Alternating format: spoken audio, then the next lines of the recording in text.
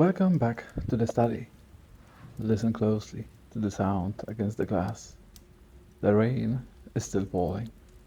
It is the same heavy, rhythmic downpour that accompanied us through the muddy trenches of the Somme, and the same cold storm that washed over the desolate, ash-choked plains of Gorgoroth.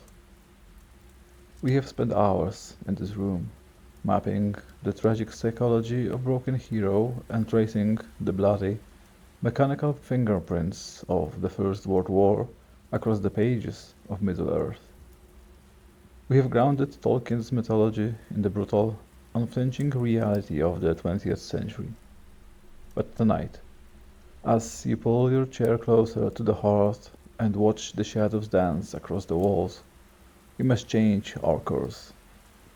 We are going to leave the physical geometry of the trenches behind.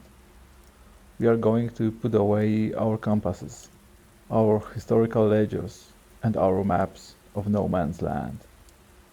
We are preparing to step into a realm that cannot be measured with a ruler, a realm that possesses no physical borders, and a reality that completely defies the strict, mechanical logic of the modern world.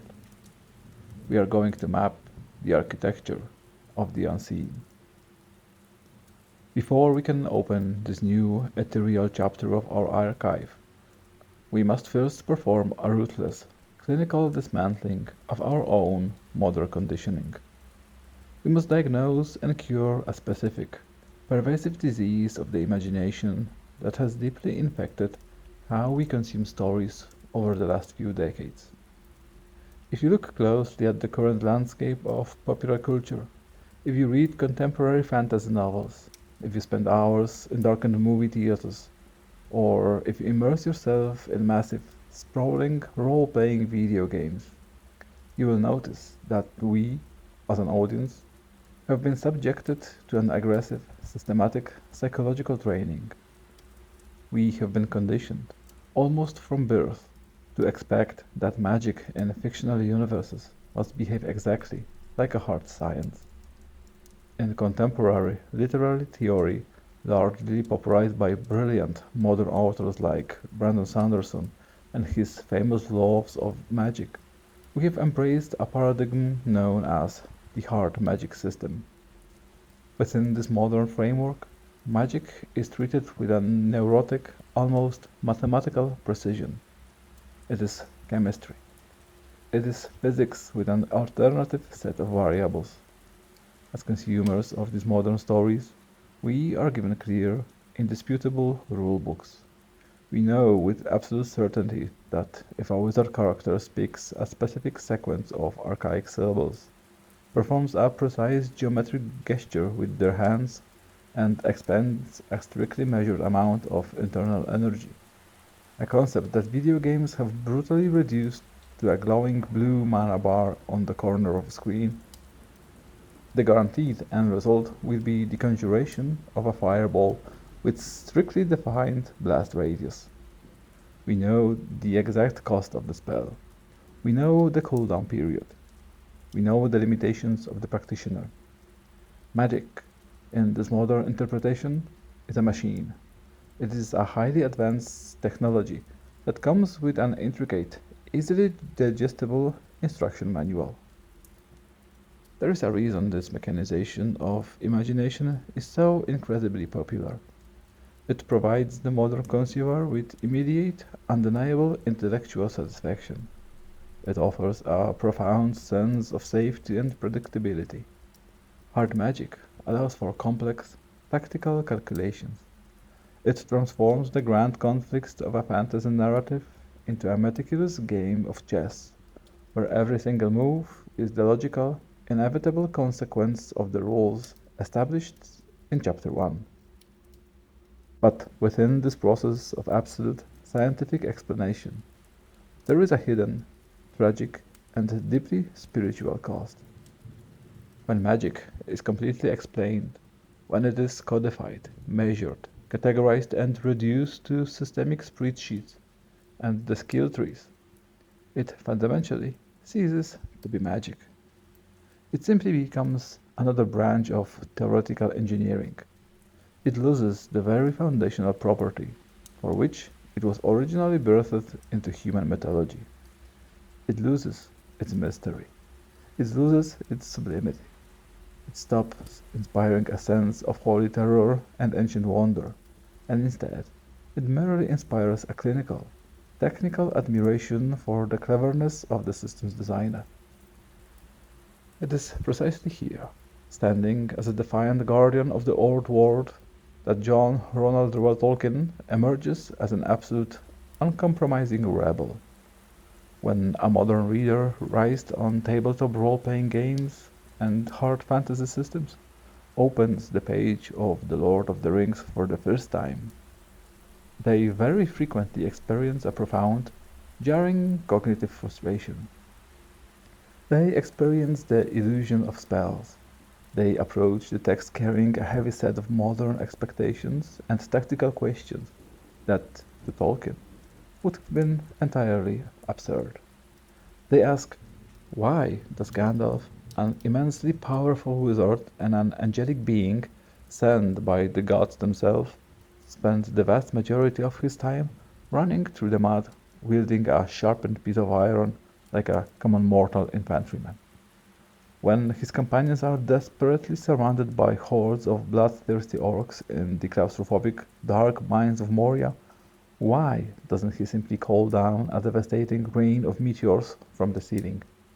Why doesn't he turn his enemies to ash with a wave of his hand, or teleport the Fellowship to the safety of Lothlorien? Why does his magic seem so incredibly rare, so physically weak, and so frustratingly restrained?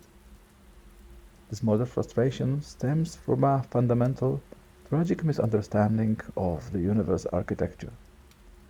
It is the result of attempting to measure a world built upon the foundation of ancient theological myth using the sterile, technocratic yardstick of a video game.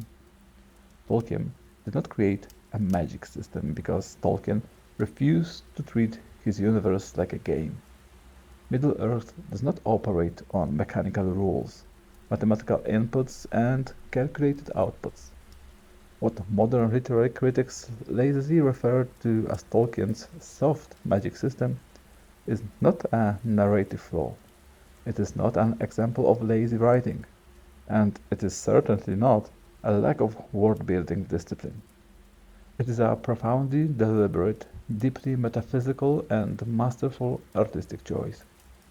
The absence of hard, scientific rules does not make the magic in Arda weaker. On the contrary, it is precisely this lack of boundaries that makes the magic of Middle-earth feel infinitely older, immeasurably deeper, and far more terrifying than any system governed by a rulebook. To truly comprehend this, we must completely abandon our modern definition of magic as a superpower. In the mythology of Middle-earth, magic is not a tool. It is not an external weapon that a hero keeps in their inventory, waiting to be drawn and utilized when the tactical situation demands it. Magic, in Tolkien's universe, is a direct, unfiltered manifestation of what a being fundamentally is. It is the physical extension of their ontological ways, their inherent spiritual authority, and their exact placement within the grand, divine hierarchy of creation. Magic is not an action you perform.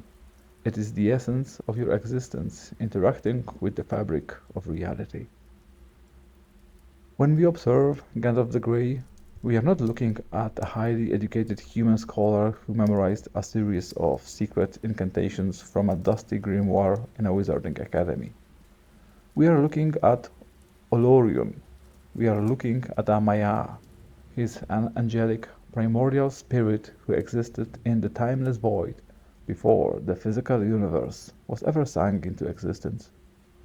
His body, the familiar, comforting form of a stooped old man wrapped in a tattered grey cloak, leaning heavily on a wooden staff, is not his true shape.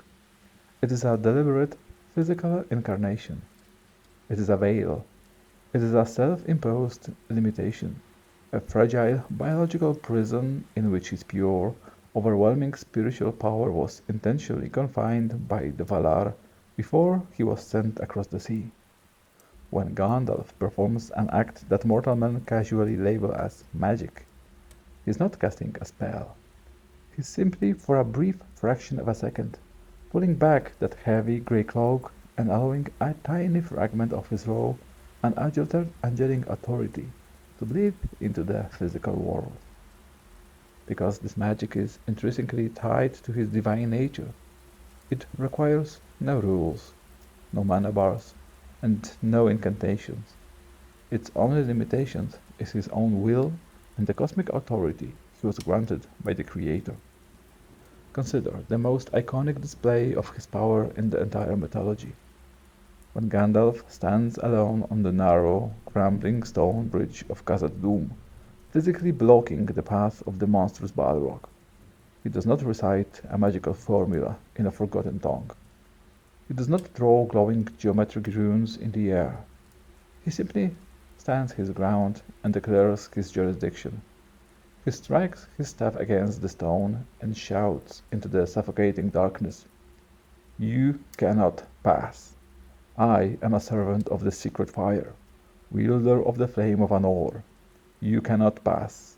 The dark fire will not avail you, flame of Udun. Go back to the shadow. You cannot pass."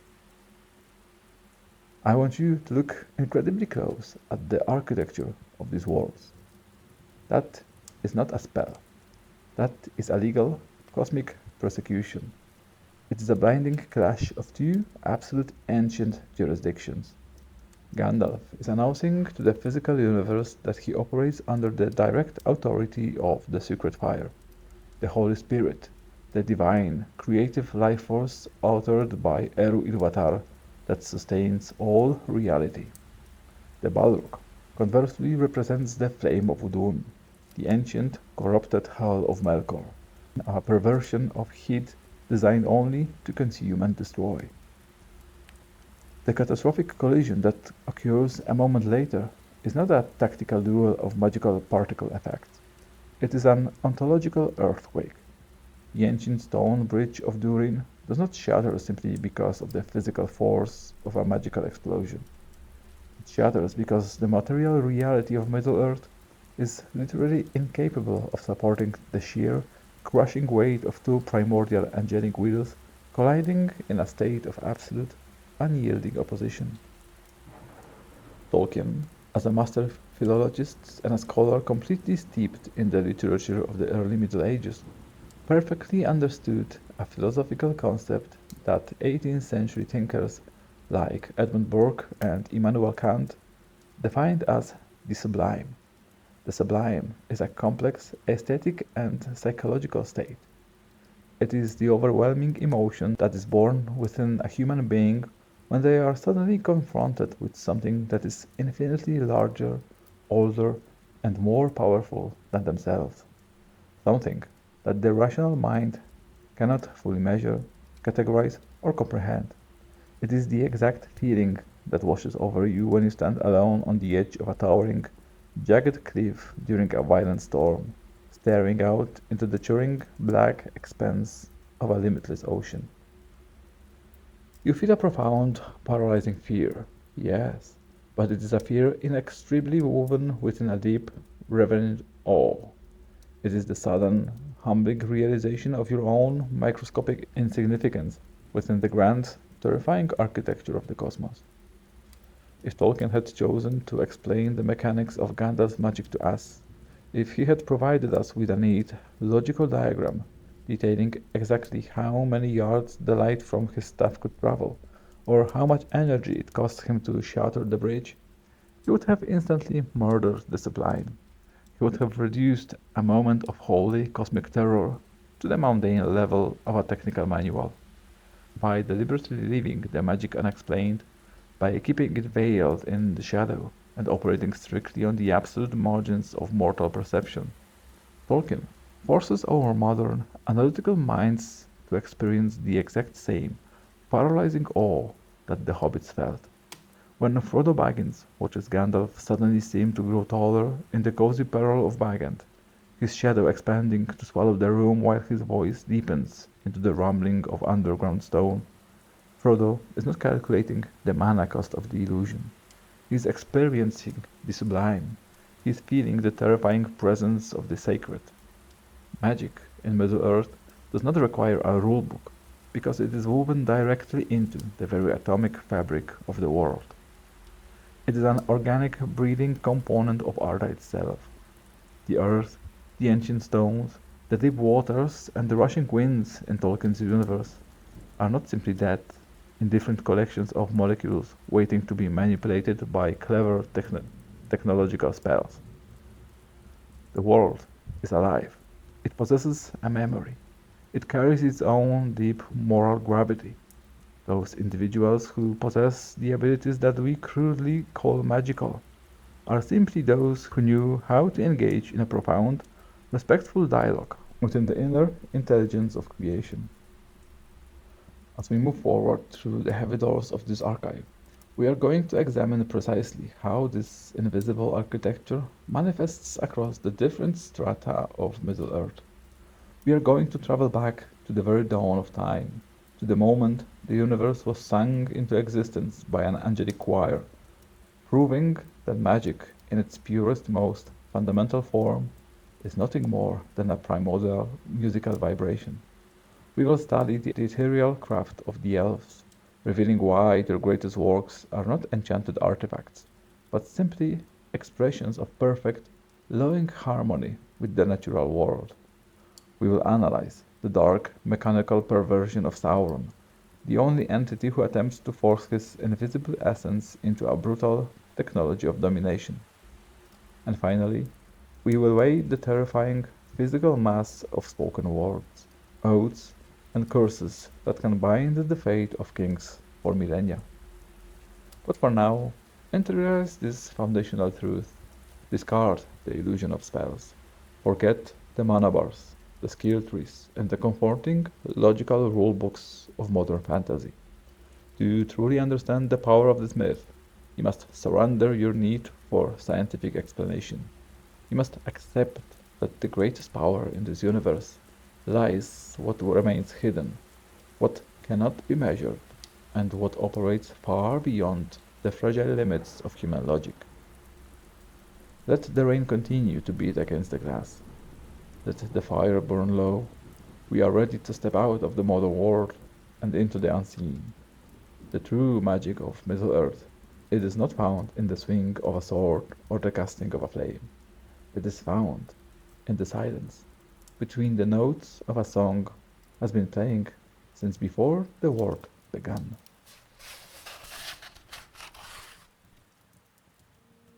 In the modern mechanical world, we look at the rain and we see only a meteorological process. We see the water cycle, condensation, barometric pressure, and gravity. We reduce the storm to a mathematical equation. But if you wish to truly understand the hidden architecture of Tolkien's universe, you must unlearn this modern instinct. You must listen to the rain and realize that you are not just hearing water striking glass. You are hearing the lingering, physical echo of an ancient cosmic choir.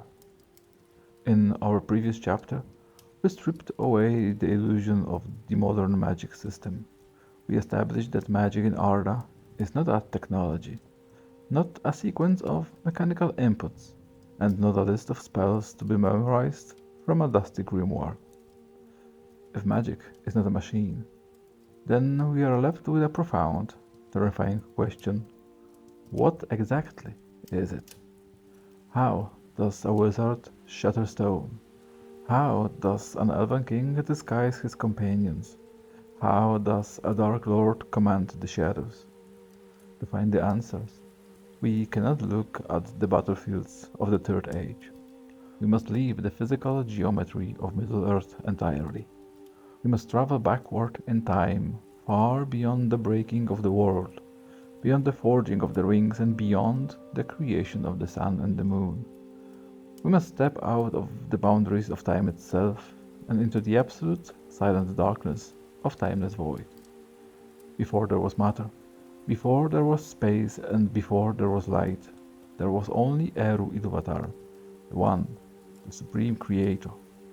In the grand mythologies of the real world, creation is often depicted as a physical act of divine labor. Gods forged the world in a great fire, or they carved the mountains out of the bones of fallen monsters, or they speak the universe into existence through a cold, absolute decree. But Tolkien, a man who understood the profound, almost mystical power of language and sound, chose a completely different metaphor. Eru Ilúvatar did not build the universe like an architect laying bricks. He composed it. He created the Ainur, the angelic spirits who are the offspring of his thought, and he did not hand them tools. He taught them to think. This is the Ainlundale, the music of the Ainur, the foundation technological document of the entire legendarium. Ilúvatar declared a mighty theme, and the Ainur lifted up their voices in an endless, magnificent choir. They sang of light and dark, of height and deep, of roaring oceans and silent stone. They wove a tapestry of pure sound that was so staggeringly complex, so infinitely beautiful, that it filled the void and spilled out into the darkness. Every single entity, every mountain range, every drop of water, and every sorrow that would ever exist in the history of the world was first conceptualized, harmonized, and sung by the angels in this great choir. But a song is just a vibration. It is a thought suspended in the air. The ultimate miracle of Tolkien's creation myth occurs when Eru Ilúvatar takes this magnificent, invisible symphony of sound and gives it physical mass. He speaks the word Ea, let things be, and the great music suddenly solidifies into matter. The universe of Middle-earth is not simply a stage where events happen. It is a frozen song. The towering peaks of the misty mountains are the deep, resonant, booming bass notes sung by the Valar of the earth. The whispering of the wind through the golden leaves of Lothlórien is the high, ethereal soprano of the spirits of the air. And as the elves themselves teach, it is in the flowing of water, in the oceans, the rivers, and the rain beating against our window pane, that the original, uncorrupted echo of the music of the Ainur can still be heard most clearly. If you internalize this astonishing metaphysical truth, your entire understanding of magic within Middle-earth must radically and permanently shift. In a universe where physical reality is literally constructed out of solidified music, there is no such thing as breaking the laws of physics, because the laws of physics are, in actuality, the laws of acoustics. They are the rules of harmony, melody, and resonance. Therefore, a person who performs magic in Arda is not a scientist bypassing the rules of nature with a cheat code. They are a musician. They are a singer who possesses a profound, intimate understanding of the primal melody that holds the universe together. When an elf or a wizard wishes to change reality, they do not impose an alien mechanical force upon it. They listen to the song of the world around them. They locate the specific frequency of the stone, the wind, or the fire, and they add their own voice to the choir. They sing a new note that harmonizes with the original theme, gently coaxing the fabric of reality to shift, to open, or to change its shape. Magic is not a violation of nature. It is a deep, emphatic conversation with the musical soul of creation. This is exactly why spoken words, poetry, and song hold such terrifying, absolute power in Tolkien's works. In modern fantasy, an incantation is usually just a meaningless string of pseudo-Latin syllables used to activate a spell, like a password typed into a computer terminal. But in Middle-earth, a song is the raw material of existence. When you sing with authority, you are plucking the very strings that hold the atoms of the world together. To witness the ultimate, breathtaking proof of this soft magic system, we do not look at the duel of fireballs. We look at the First Age, to the darkest dungeons of the fortress of Tolin Gauroth, where the Elven king Finrod Felagund confronts Sauron himself. When these two immensely powerful beings clash, they do not draw swords, and they do not hurl lightning. They engage in a duel of songs. Tolkien describes it not as a martial combat, but as a battle of chanting, words of power, and compelling melodies. Sauron sings a song of piercing, of opening, of treachery, and of uncovering. He uses his voice to mentally tear away Finrod's disguises, waving a dark, suffocating melody of fear. Finrod fights back with a song of staying, of resistance, of battling against power, of secrets kept like a fortress. They are literally attempting to overwrite each other's reality by singing a stronger, more dominant truth in the air. The dungeon fills with the auditory clash of their wills. Finrod's song rises, beautiful and defiant, singing of the birds in his homeland and the lights of the sea. But Sauron's magic, his song grows louder, darker, dragging the melody down into the blood and the darkness of the elves' ancient sins. Sauron wins the duel not because his mana level is higher, but because his song introduces a heavy, crashing dissonance that shatters Finrod's harmony. The Elven King falls backwards, mentally and physically defeated by the sheer acoustic weight of Sauron's malice. It is a magic battle of staggering psychological depth, completely devoid of modern mechanics. Yet, it is one of the most intense and terrifying confrontations in the entire mythology. Or consider Lúthien Tinuviel, the most beautiful of all children of Ilúvatar, when she infiltrates the absolute hell of Angband, and she stands before Morgoth, the original Dark Lord, a being so vast and terrible that his mere presence crushes the air from your lungs. She does not fight him with weapons. She dances, and she sings a lullaby. But this is not a normal song. She reaches deep into the very metaphysical fabric of the world, tapping into the primordial frequency of the void itself. Her song waves a spell of sleep so absolute, so fundamentally woven into the roots of the earth, that the entire fortress of Angband, the armies of orcs, the Balrogs, and finally Morgoth himself, the greatest power in the physical universe, slam forward, completely paralyzed by the sheer, undeniable beauty and weight of her melody. She sings the universe into a state of rest. This musical foundation also perfectly explains the great anomaly of Middle-earth, the character who frustrates so many modern readers who try to categorize him, Tom Bombadil.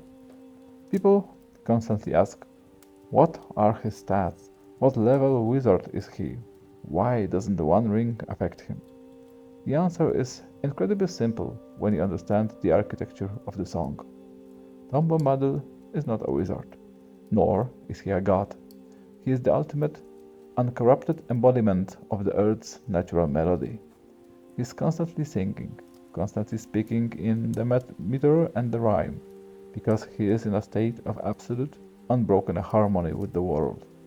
When he puts on the One Ring, nothing happens, because the ring is a tool of domination and control, an instrument of dissonance.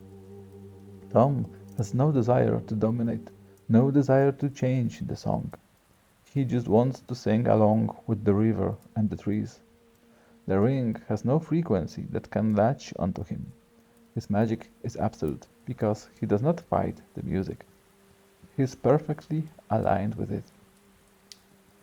But if magic is simply harmony with the divine song, we must finally ask, what is dark magic? How does the shadow operate in a world built on music? We must return to the very beginning, to the choir of the Ainur, to find the origin of sorcery. During the great music, The greatest of the angels, Melkor, grew arrogant. He wanted to create his own things, not just sing the theme given to him. He introduced dissonance. He began to sing a loud, repetitive, brazen, and harsh melody that clashed violently with the beautiful harmony of the others. He did not want to sing with them. He wanted to drown them out. He wanted to be the only voice in the void. This is the exact definition of evil magic in Tolkien's world. Dark magic is acoustic violence. It is noise. While the elves and the wise use their magic to harmonize with nature, gently coaxing the world to reveal its beauty, the servants of the shadow use their magic to force the world into submission. Sorcery is the act of shouting over the song. It is a brutal, repetitive mechanical hammering against the fabric of reality, twisting the natural vibrations of the world into agonizing, unnatural shapes. When orcs tear down a forest to fuel their forges, they are not just destroying trees, they are silencing the sopranos of the choir.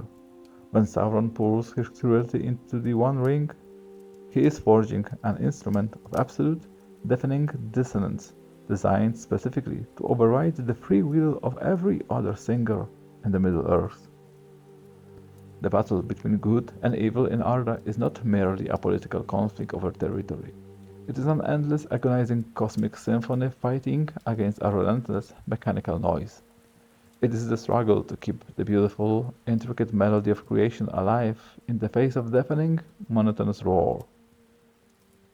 When you strip away the modern illusions, when you forget the video game mechanics and the technical rulebooks, you are left with something breathtakingly profound. The magic of the unseen is the magic of resonance. It is the understanding that the universe is alive, that every stone, every leaf, and every drop of rain outside this study possesses a voice. The greatest power does not belong to the one who can force the world to bend their will. The greatest power belongs to the one who knows how to listen, and who possesses the wisdom to sing the right note in the dark.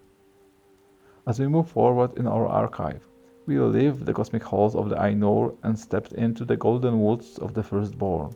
We will examine how this divine musical philosophy is translated into the physical craftsmanship of the elves.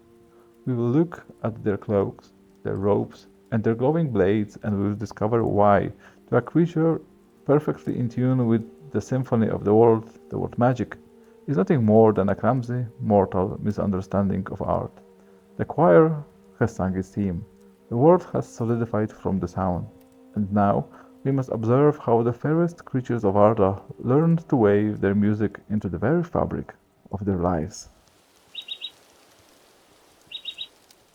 Listen to the steady, unyielding rhythm of the rain against the grass.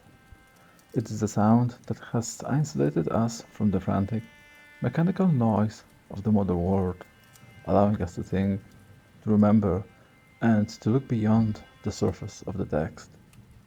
In our last session, we traveled to the very edges of the cosmos. We stepped into the timeless void to witness the creation of the universe through the grand, symphonic music of the Ainur. We established the fundamental metaphysical truth of Middle-earth, that physical reality is nothing more than a solidified song, and that true magic is not a violation of nature, but a profound, resonant harmony with the original melody of creation. But a cosmic symphony is a vast and abstract concept. It is the theology of gods and angels. Tonight, we must bring that music down to the earth. We must observe how the divine frequency is translated into the physical, tactile world. We must leave the timeless halls of Ilúvatar and walk beneath the golden, whispering leaves of Lothlórien. We are going to examine the firstborn of Ilúvatar, the Elves, and we are going to decode the profound philosophical difference between what the modern mind calls a magic item and what the Elven mind simply calls art. To begin this deconstruction, we must look at a specific, deeply revealing conservation that takes place deep within the protected borders of Golden Wood. It is a quiet moment of absolute linguistic and philosophical collision between two entirely different ways of perceiving reality. The simple, agrarian mind of the hobbit meets the ancient, ethereal mind of the Noldorian queen. When Frodo and Sam are brought before Galadriel, she offers to let them look into her mirror, a silver basin of water that possesses the ability to show visions of the past, the present, and the possible futures. Samwise Gamgee, operating on the folklore and fairy tales of the Shire, asks a very simple, innocent question. He asks if this is elven magic. Galadriel's response is not a coy deflection. It is a moment of genuine, profound semantic confusion. She looks at the hobbit and says, I do not understand what you mean by that word, for you use the same word for the deceits of the enemy. This single line of dialogue is the absolute linchpin of Tolkien's entire philosophy of the unseen. It is a masterclass in philology. Tolkien, the linguist, understood that words a culture uses define the absolute limits of their reality. The hobbits, much like modern human readers, use the word magic as a lazy, catch-all umbrella term for absolutely anything they do not scientifically understand. If a sword glows, it is magic. If a dark lord tortures a mind from 1,000 miles away, it is magic. They place the beautiful, restorative craft of the elves and the horrific industrial malice of Sauron into the exact same linguistic box. To Galadriel, this is not just inaccurate, it is philosophically offensive.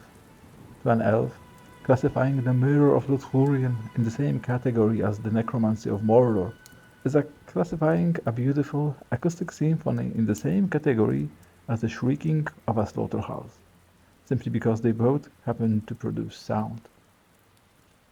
The elves do not have a word for magic because they do not practice magic. They practice art. But to understand why the art behaves in ways that defy our modern laws of physics, we must understand the unique biological and spiritual architecture of the elven race. Unlike mortal men, who are defined by the gift of Iluvatar, the gift of death, which allows their souls to eventually leave the physical universe, the elves are fundamentally bound to Arda. They are permanently tethered to the circles of the world. As long as the earth endures, the elves must endure with this. They do not look past the world toward a heavenly afterlife. This world is their only heaven and their only hell. Because they are biologically fused to the earth, they possess an empathy with nature that the mortal mind cannot possibly fathom. When a human looks at a tree, they see a biological organism, or perhaps they see a timber for building a house, or a fuel for a fire.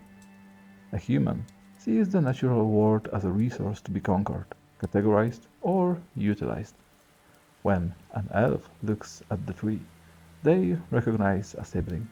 They recognize a living, breathing component of the great song that they are both actively participating in. Therefore, elven craftsmanship is not an act of industrial manufacturing. It is an act of communion. When the elves create something, they are practicing what Tolkien called subcreation. They are taking the raw materials authored by God and they are reorganizing them with absolute love, reverence, and deep attention.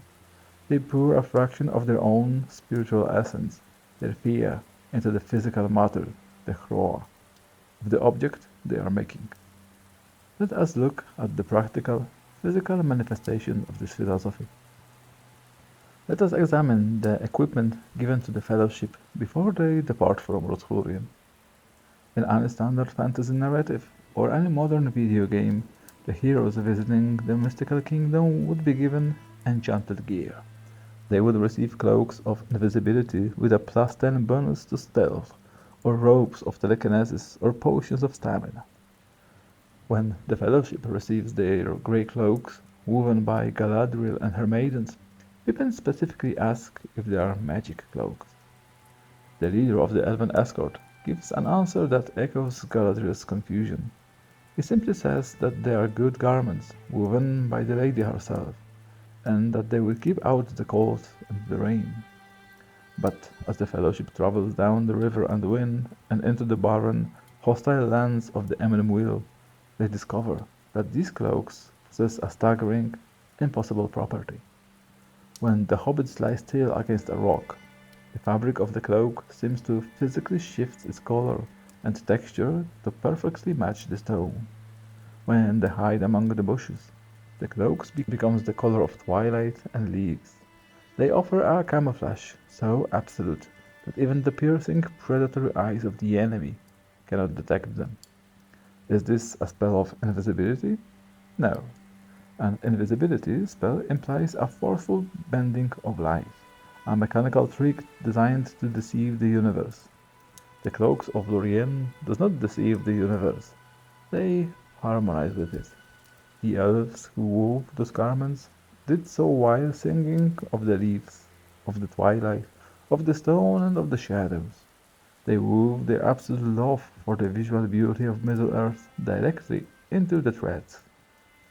The cloaks change color because they possess a passive, sympathetic memory of the natural world. They want to belong to the landscape. They are the ultimate expression of empathy, translated into textiles. They do not hide the wearer by breaking the laws of optics. They hide the wearer by folding them into the loving embrace of the earth itself. We see this same astonishing philosophy in the robe of Hitler that Samwise Gamgee receives. It is a grey robe, slender, silky to touch, yet possessing a tensile strength that defies logic. When Sam and Frodo use the rope to descend a sheer, jagged cliff face in the Eminem, they face a terrible dilemma. They are at the bottom, but the rope is tied to a boulder at the top. They need the rope for the rest of their journey, but they cannot climb back up to untie it. In a moment of desperate frustration, Sam gives the rope a sharp, upward tug, calling out to it, and the rope, seemingly of its own volition, slips its knot and falls perfectly into his waiting hands. A modern mind immediately attempts to categorize this as telekinesis. We imagine that Sam activated a magical trigger, but Tolkien's architecture is far more beautiful. The rope is not a machine responding to a code.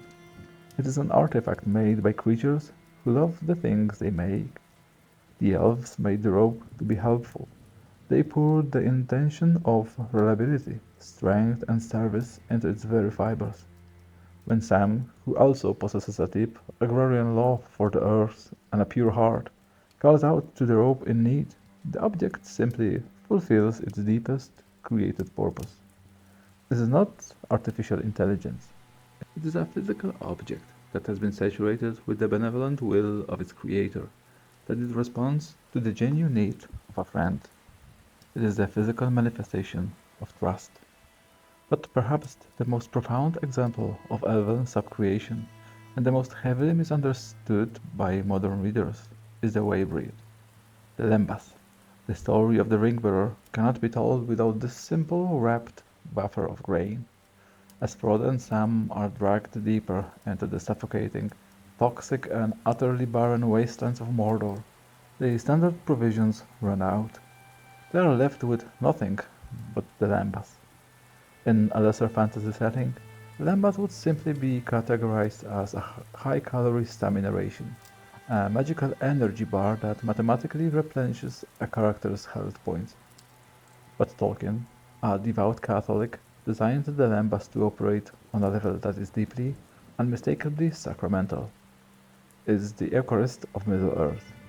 The elves tell the hobbits that the Lembas has a virtue in it, intended to keep a traveler on their feet when all other things fail.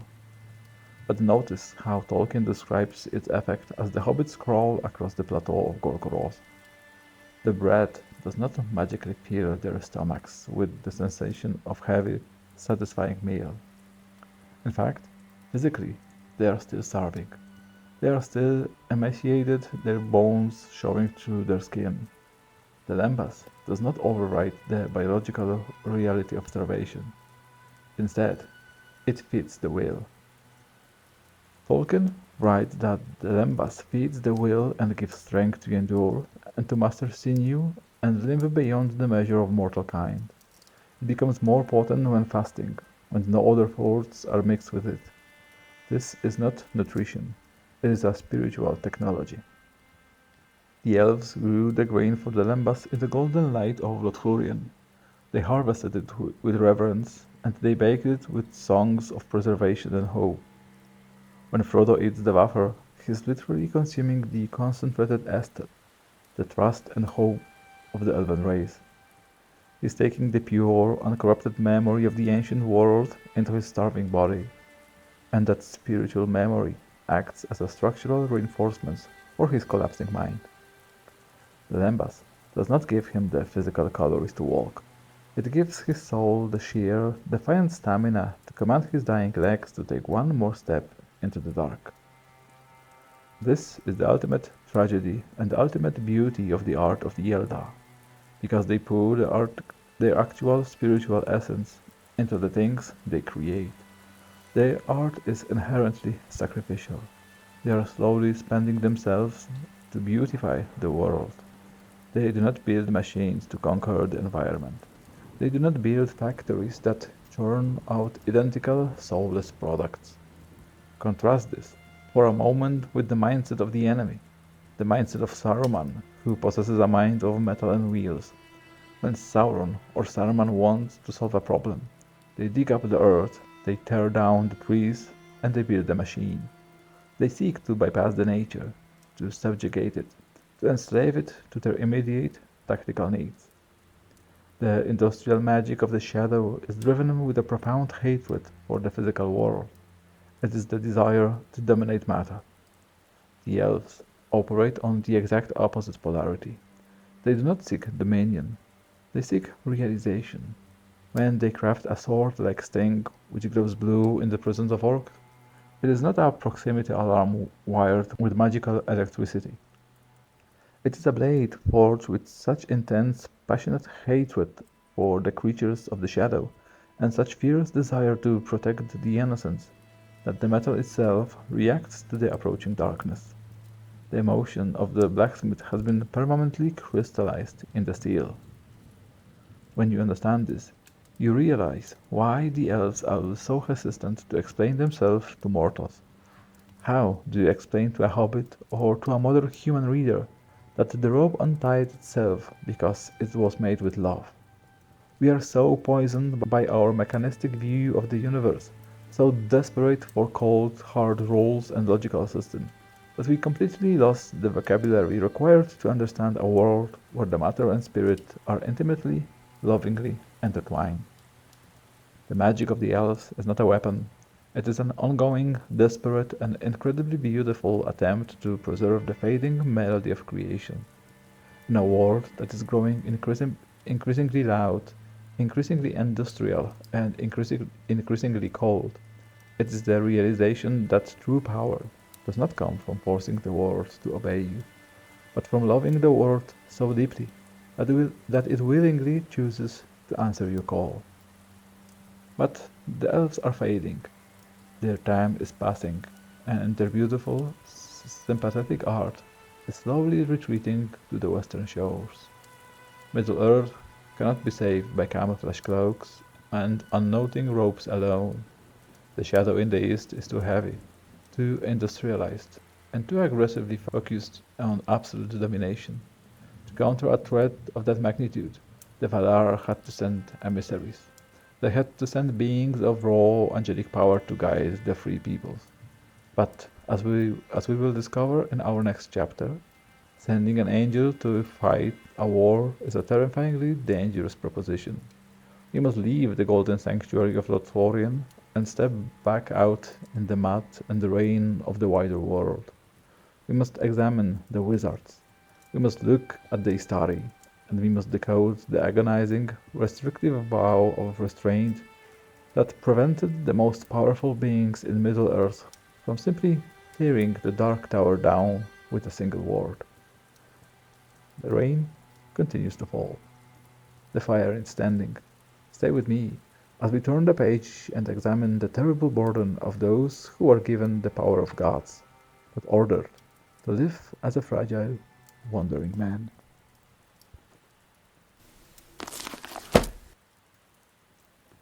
We have lingered for a time in the golden, timeless sanctuary of the Tolkien, studying the beautiful, sympathetic art of the elves. We have seen how true magic, in its purest state, is an act of communion, a perfect, loving harmony with the natural world. But the Golden Wood is an anomaly. It is an isolated bubble of memory floating on the edge of a rapidly darkening continent. We cannot stay there forever. We must step back out into the mud, the cold, and the bitter reality of the Third Age. We must look at the geopolitical and spiritual war that is tearing Middle-earth apart, and we must examine the strange, solitary figures sent across the sea to fight it. We must examine the Istari, the wizards. When modern readers, deeply conditioned by decades of contemporary fantasy literature and the mechanical logic of video games, look at the wizards of Middle-earth, they are almost universally struck by a profound sense of tactical confusion. In the modern imagination, a wizard is the ultimate artillery unit. They are the fragile but devastating class of characters who stand at the back of the battlefield, chanting arcane syllables, bending the laws of physics, and unleashing apocalyptic storms of fire and lightning upon the enemy ranks. But when we look at the Gandalf the Grey, we are told through the deep theology of Legendarium that Gandalf is a Maya named Olurin. He is an angelic being, an immortal spirit who dwelt in the blessed realm of Valinor, who listened to the singing of the gods, and who possesses an inherent, primordial power that predates the physical creation of the world.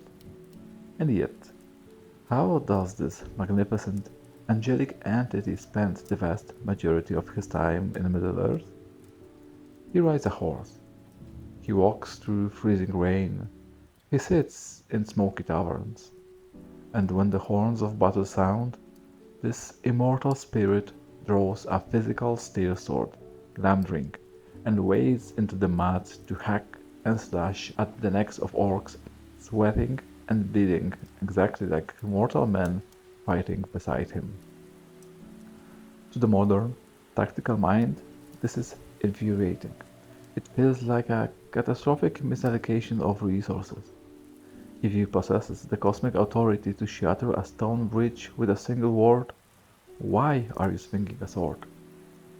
When Gandalf and the company of Thorin Oakenshield are trapped in the pine trees by a horde of wargs and goblins, why does the great wizard resort to lighting pine cones on fire and throwing them down at the wolves like a desperate, cornered animal? Why doesn't he simply eradicate the goblin army with a wave of his hand? Why is his power so agonizingly, frustratingly suppressed? To answer this, we must look far beyond the immediate battlefields of the Third Age. We must uncover a deep, historical trauma that haunts the gods of Tolkien's universe. We must understand the absolute, terrifying consequences of divine intervention. Long before the War of the Ring, at the end of the First Age, the original Dark Lord, Morgoth, had nearly achieved total dominion over the earth. The elves and men were utterly crushed, pushed to the very brink of annihilation. In their final, desperate hour, they begged the Valar, the archangels, the governing powers of the world, to intervene. And the Valar answered. They crossed the sea with a host of divine power, and they engaged Morgoth in an apocalyptic conflict known as the War of Wrath. The Valar were victorious. Morgoth was defeated and cast out into the void. But the cost of that victory was mathematically and geographically incomprehensible. When angelic powers clash without restraint, The physical universe cannot bear the friction. The sheer kinetic force of the gods going to war completely shattered the continental plates of Middle-earth. The entire northwestern subcontinent of Beleriand, a landmass roughly the size of Europe, complete with ancient forests, towering mountain ranges, and countless cities, was literally cracked open, pulverized, and sank beneath the crushing waves of the ocean. Millions perished not by the hand of the enemy, but as an unavoidable collateral damage of divine salvation. The Valar learned a bitter, devastating lesson in the War of Wrath. They learned that Middle-earth is simply too fragile to survive their direct protection. You cannot use a cosmic sledgehammer to kill a wasp without destroying the house. Therefore, thousands of years later, when Sauron, Morgoth's greatest lieutenant, began to rise again in the Third Age, the Valar faced a paralyzing theological dilemma.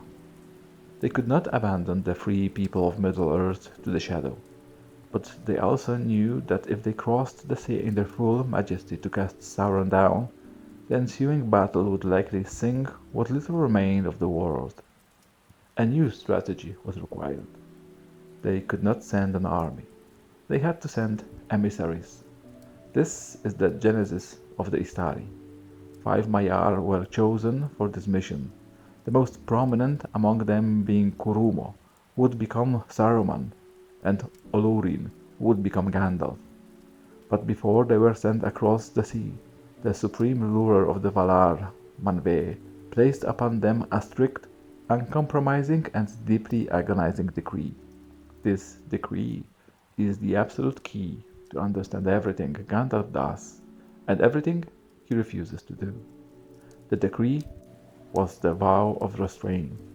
Manwë commanded that the Istari must not match Sauron's power with raw power. They were absolutely forbidden from seeking to dominate the wills of elves and men, whether by force or by fear. They were not being sent to fight the war for the children of Ilúvatar. They were being sent to inspire, to advise, and to kindle the courage of the free peoples so that they might fight the war for themselves. But a simple verbal vow was not enough to guarantee this restraint. Power is an inherently corrupting force, and the Valar knew that if these angelic spirits walked Middle-earth in their true radiant forms, the men of the world would not treat them as advisors. They would worship them as gods. And that worship, the Istari would eventually become the very tyrants they were sent to defeat. Therefore, the Valar imposed a physical prison upon them. The term incarnation in Tolkien's theology is not used lightly. When the Istari arrived in Middle-earth, they were not simply wearing the bodies of old men as a clever disguise, like putting on a heavy coat. They were fundamentally, biologically bound to those bodies. They were subjected to all the frailties, the limitations, and the humiliations of mortal flesh. They felt the biting cold of the snow. They felt the gnawing ache of starvation. They felt physical exhaustion in their joints. They could bleed. They could feel fear. And, most terrifyingly of all, for an immortal spirit, their memories of the blessed realm were clouded and dimmed, appearing only as a distant, fading dream. They were reduced. They were veiled. They were forced to experience the war at eye level through the fragile, deteriorating lens of human aging. When you understand this architecture, the image of Gandalf throwing flaming pine cones out of a tree completely shifts in its meaning. It is not a display of magical weakness. It is a breathtaking display of supreme, agonizing willpower.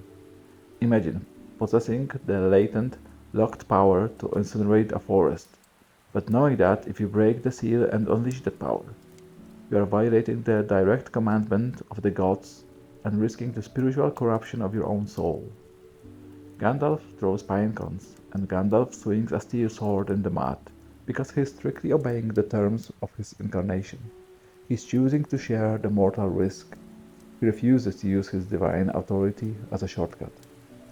This vow of restraint is not merely a physical limitation, it is an unbearable psychological burden. Gandalf spends 2,000 years wandering the dirt roads of Middle-earth.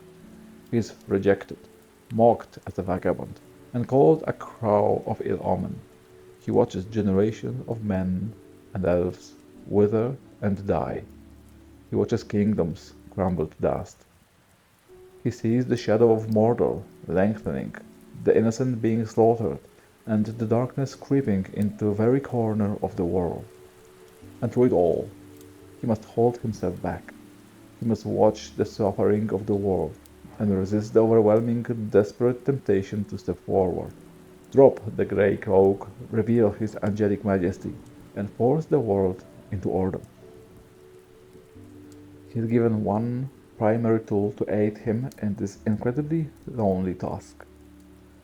When Gandalf first arrives at the Grey Havens, Círdan the shipwright recognizes the depth of the wizard's hidden spirit and secretly gives him Narya, the elven ring of fire. But Narya is not a weapon of destruction. It does not shoot flames. Círdan tells Gandalf, "For this is the ring of fire, and with it you may rekindle hearts in a world that grows chill." Gandalf's true magic, the magic he is permitted to use, is the magic of inspiration. It is the subtle, unseen physics of hope. When Gandalf rides into the despairing, besieged city of Minas Tirith, he does not summon a mystical shield over the walls. He simply walks among the soldiers, and wherever he goes, the oppressive, suffocating terror of the Nazgul is lifted from their minds. He gives them the courage to hold their spears steady. He does not swing the sword for them. He gives them the spiritual stamina to swing it themselves. He is a catalyst. To truly measure the immense moral triumph of Gandalf's restraint, we must look at the tragic, catastrophic failure of his superior. We must look at Saruman the White. Saruman was sent with the exact same mandate, bound by the exact same vow. But Saruman possessed a fatal flaw. He was proud. He was intensely logical. And above all, he was impatient. As the centuries dragged on and the power of Sauron grew, Saruman looked at the free people of Middle-earth. They scattered, quarreling kingdom of men, the fading elves, the oblivious hobbits, and he lost his faith in them. He calculated the odds, much like the Nethor would later do, and he realized that trying to win a war by simply inspiring these weak, flawed mortals was hopelessly inefficient. Saruman broke the vow. He decided that the only way to defeat the machine of Mordor was to build a better machine. He abandoned the slow, frustrating magic of persuasion and embraced the brutal, instantaneous magic of coercion. He bred armies. He built furnaces. He tore down ancient forests, and he sought to claim the One Ring for himself. Saruman did not fall because he was inherently evil. He fell because he could no longer bear the agonizing burden of restraint. He believed that the end justified the means, and in doing so, he became the exact tyrant the Valar had warned against. Gandalf succeeded precisely because he was willing to endure the inefficiency of free will. He organized the board. He gathered the pieces. He provided the council, but he absolutely refused to move the pieces by force. He entrusted the fate of the universe to a hobbit, knowing full well the agonizing frailty of that creature, because allowing a mortal to choose the right path is fundamentally more powerful than forcing a mortal down it. There is, of course, one solitary, terrifying exception to Gandalf's vow of restraint, and it proves the rule perfectly. When Gandalf stands on the bridge of Khazad-dûm, he is facing the Balrog. The Balrog is not an orc. It is not a mortal man, nor is it a creature of the natural earth. The Balrog is a Maya. It is an angelic spirit of the exact same order and magnitude as Gandalf himself, corrupted by Morgoth in the dawn of time. Because the Balrog operates entirely outside the jurisdiction of mortal men and elves, the vow of restraint is temporarily lifted. A mortal sword cannot kill an angel, and so, for the first and only time in the Third Age, Gandalf is forced to drop the veil. He unleashes his true, raw, primordial power. The battle that ensues is not a skirmish. It is a cataclysm that lasts for days, raging from the deepest, lifeless abysses of the earth to the highest, freezing peaks of the mountains, until the mountainside itself is shattered and lightning crowns the summit. The cost of this unleashed power is absolute. The physical, mortal body of the old man is completely destroyed in the process. Gandalf the Grey dies, sacrificing himself to remove a piece from the board that mortal could not possibly defeat, ensuring that the quest can continue without divine interference. This is the ultimate, heartbreaking architecture of the Istari. Their magic is not defined by what they can do, but, but, but by what they are willing to suffer without fighting back. Their greatness is measured not by the spells they cast, but by the power they keep sheathed. They are gods ordered to bleed, angels ordered to weep, and immortals ordered to walk the long, slow, agonizing road of human history, armed with nothing but the hope that if they kindle enough small fires in the dark, the mortals might eventually learn to light the world themselves. But what happens when that restraint is completely abandoned? What happens when an angelic being decides to use their invisible authority not to inspire, but to crush, to dominate, and to rewrite the very fabric of reality to serve their own ego? We have seen the organic art of the elves. We have witnessed the agonizing restraint of the wizards. Now, as the fire in our study burns low and the rain beats harder against the grass, we must turn our gaze toward the east. We must cross the mountains of shadow. We must look at the dark tower, and we must decode the suffocating, industrial physics of the ultimate corruption. In our next chapter, we will dismantle the machinery of sorcery. We have spent our time thus far examining the light.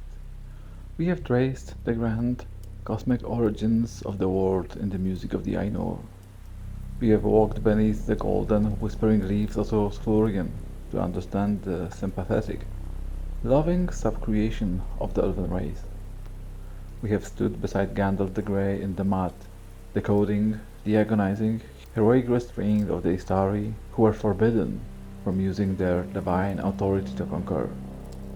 We have defined true magic in Middle-earth as an act of communion, a harmonious resonance with the natural world, and a profound respect for the free will of others. But Middle-earth is not an utopia. It is a world actively being torn apart by a profound spiritual sickness.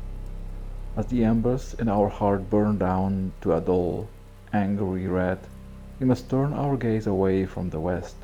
We must look east, across the jagged, impassable peaks of the Epilogue. We must look into the suffocating darkness of Mordor, and we must finally define the architecture of the shadow.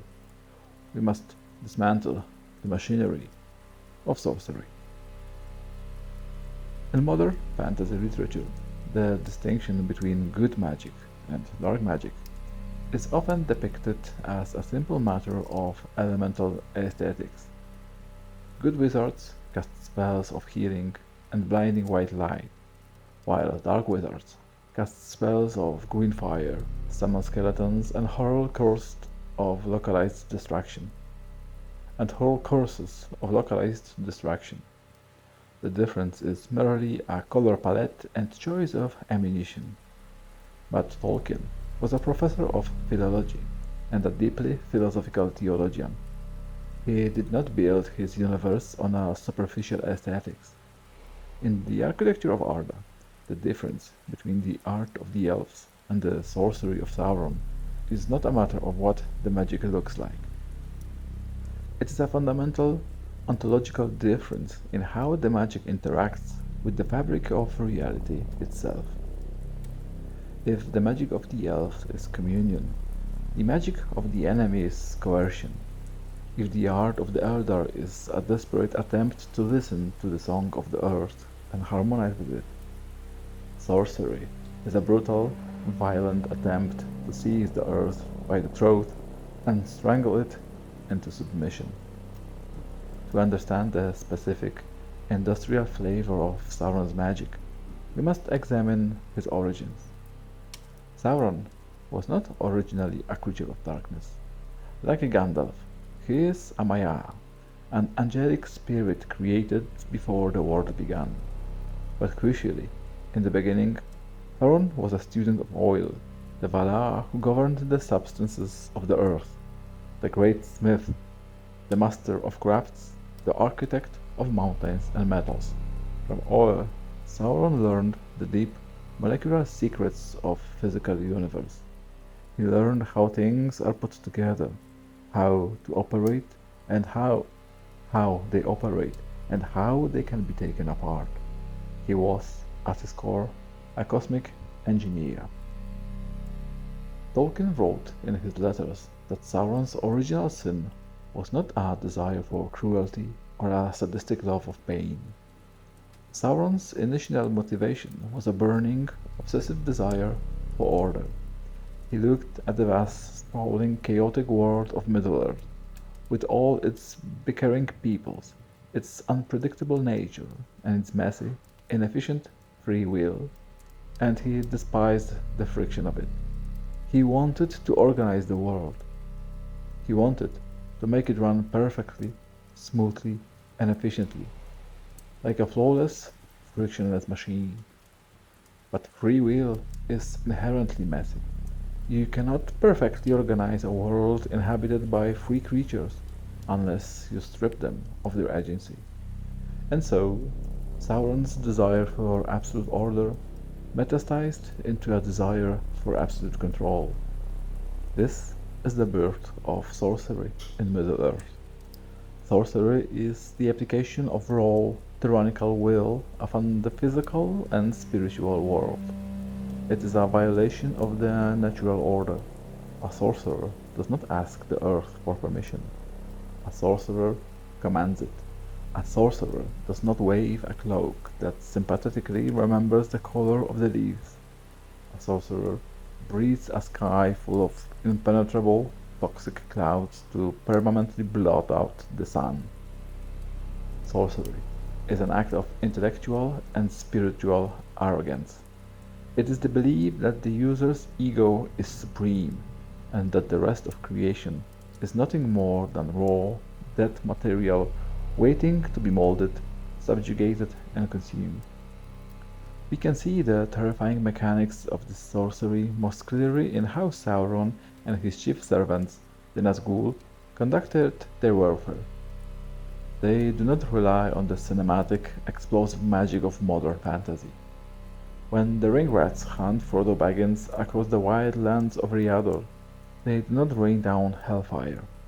Their primary magical weapon is far more insidious and far more devastating. Their weapon is the Black Breath. It is an aura of absolute, paralyzing supernatural despair. The sorcery of the Nazgûl is psychological warfare elevated to a spiritual absolute. When they draw near, their victims do not necessarily die of physical wounds. They are crushed by an unseen, gravitational wave of terror. Their courage evaporates, their hope shatters, and they are plunged into a waking nightmare where the only logical response is to drop their weapons, fall to the ground, and wait for death. This is the essence of domination. Sorcery seeks to bypass the armor of the body and directly attack the citadel of the mind. It operates by breaking the will to resist before the battle has even begun. But the horror of sorcery extends far beyond mere emotional manipulation. It actively perverts the deepest, most sacred laws of Ilúvatar's creation. Consider the Morgul knife, used by the Witch King to stab Frodo Baggins on the ruined watchtower of Weathertop. In a standard fantasy game, a poison dagger simply drains health points until the character dies. But the Morgul blade is a masterpiece of dark engineering, designed to execute a specific, horrifying spiritual operation. The blade of the knife breaks off inside Frodo's flesh, and the splinter begins to move independently, burrowing slowly, agonizingly inward toward his heart. But the physical damage is completely secondary. The true purpose of the Morgul splinter is to sever the connection between Frodo's physical body, his Hroa, and his immortal soul, his Fia. It is designed to drag him while still conscious, out of the physical dimension and into the unseen world, the right world. This, this is necromancy, in its most literal, terrifying definition. Death, in Tolkien's mythology, is supposed to be the gift of man, the mechanism by which mortal souls are freed from the confines of the physical universe to return to the Creator.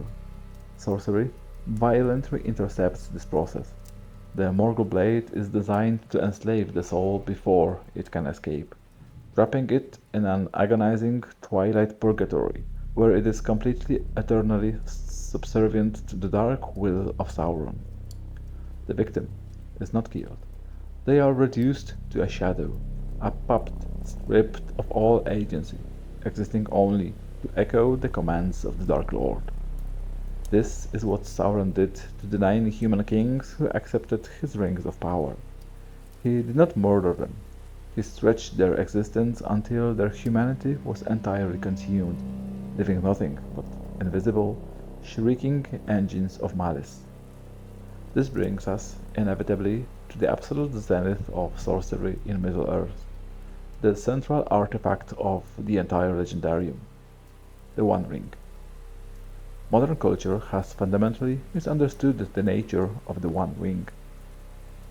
Because it is small, gold, and grants invisibility to habit, we often categorize it as a traditional magic item, a trinket that confers a specific buff or ability to the wearer. But the One Ring is not a trinket. It is the most sophisticated, devastating piece of spiritual machinery ever constructed. It is the ultimate manifestation of Sauron's mind of metal and wheels. To understand the ring, we must look at how it was made and what it was designed to do. Centuries before the War of the Ring, Sauron approached the elven smith of Eregion in disguise, wearing a beautiful, fair form and calling himself Anatar, the Lord of Gifts. He preyed upon the elves' deepest vulnerability, their sorrow over the fading of the world. The elves wanted to preserve the beauty of Middle-earth, to halt the decay of time and to make their realms as timeless and perfect as the undying lands across the sea. Sauron taught them the incredibly advanced crafts of ring-making, helping them forge the rings of power as tools of preservation, healing, and understanding. But while the elves were forging their rings, pouring their love and their art into the metal, Sauron retreated to the volcanic fires of Mount Doom. There, in secret, he forged a master circuit, a backdoor. The One Ring was not designed to shoot fire or move mountains. It was designed to hack into the minds of the other ring bearers. Sauron poured a massive portion of his own native angelic power, his malice, and his absolute will to dominate into the gold. He concentrated his entire spiritual essence into a physical object, creating an instrument that operated on the frequency of command. The moment he placed the One Ring on his finger, he could suddenly hear the thoughts of the elves who wore the other rings. He could perceive their strategies. He could read their desires, and most terrifyingly, he could override their wills and turn their own works against them. The One Ring is a psychic amplifier and a parasitic transmitter. It is the ultimate tool of the micromanager. It allows Sauron to extend his nervous system across an entire continent, subjugating the mind of leaders and kings without ever having to raise an army. This mechanical, dominating nature of the ring perfectly explains why it behaves the way it does when Frodo Baggins wears it. When Frodo puts on the ring, he does not just turn invisible to the physical world. He is immediately pulled into the unseen world, the same spectral dimension inhabited by the Nazgul. He's plugging his fragile mortal mind directly into the mainframe of Sauron's malice. And because the ring is a piece of machinery designed exclusively for a god of domination, it is actively, aggressively toxic to a creature of peace. As we discussed in our earlier sessions, the ring does not simply tempt Frodo. It continuously radiates a crushing, localized gravity that attacks his nervous system. It is a machine that is constantly trying to execute its programming, which is to return to its master. It expands and shrinks on his finger. It feels impossibly heavy, pulling his neck toward the earth. It is a parasite that slowly feeds on his memories, burning away his recollection of the Shire, his love for his friends and his capacity for joy. It stretches him exactly as it stretched Gollum, turning him into a hollow, transparent vessel of its own dark signal. Sorcery, therefore, is the magic of the tyrant. It is the absolute, terrifying inversion of everything the elves hold sacred. Where the elves seek to listen, sorcery seeks to deafen. Where the elves seek to preserve, sorcery seeks to consume. Where the Istari seeks to inspire the free will of mortals, sorcery seeks to crush that free will into a fine grey dust. Sauron does not want to destroy the world. He wants to own it. He wants to reduce the grand, complex, beautiful symphony of creation into a single, monotonous, deafening drone of absolute obedience. This is why the War of the Ring could not be won by force of arms, and why it could not be won by using the ring against its maker. To use the ring is to accept the premise of sorcery. It is to accept that domination is a valid tool. And the moment you accept that premise, even if your intentions are noble, the machine has already won. You have already become the very thing you are fighting. The tragedy of sorcery is that it is a prison that destroys both the victim and the jailer. Sauron poured so much of his own soul into the physical machinery of the ring that he permanently tethered his own existence to its survival. He traded his angelic invulnerability for a tool of absolute control. He built a machine so perfect, so incredibly efficient, that he became completely dependent upon it. And when that machine was finally cast into the fires of its own creation, the engineer was annihilated alongside it. We have now mapped the extremes of Middle-earth. We have heard the harmonious music of the elves. We have analyzed the industrial crushing machinery of the Dark Lord. But between the high art of communion and the dark science of coercion, there remains one final, profound mechanism of power in Tolkien's universe. It is a power that is available to men, to elves, to dwarves, and even to hobbits. It requires no rings, no staffs, and no angelic blood. Yet it is a power that can bind the fate of kings, curse continents, and echo through the corridors of history for thousands of years.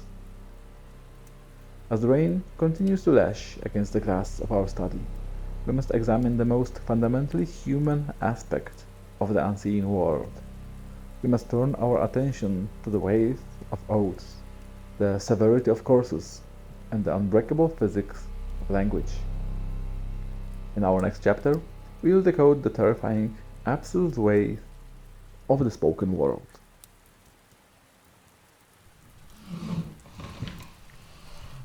We have spent hours decoding the invisible architecture of Middle-earth. We have traveled to the timeless void to hear the cosmic music of the Ainur, discovering that creation is a solidified song.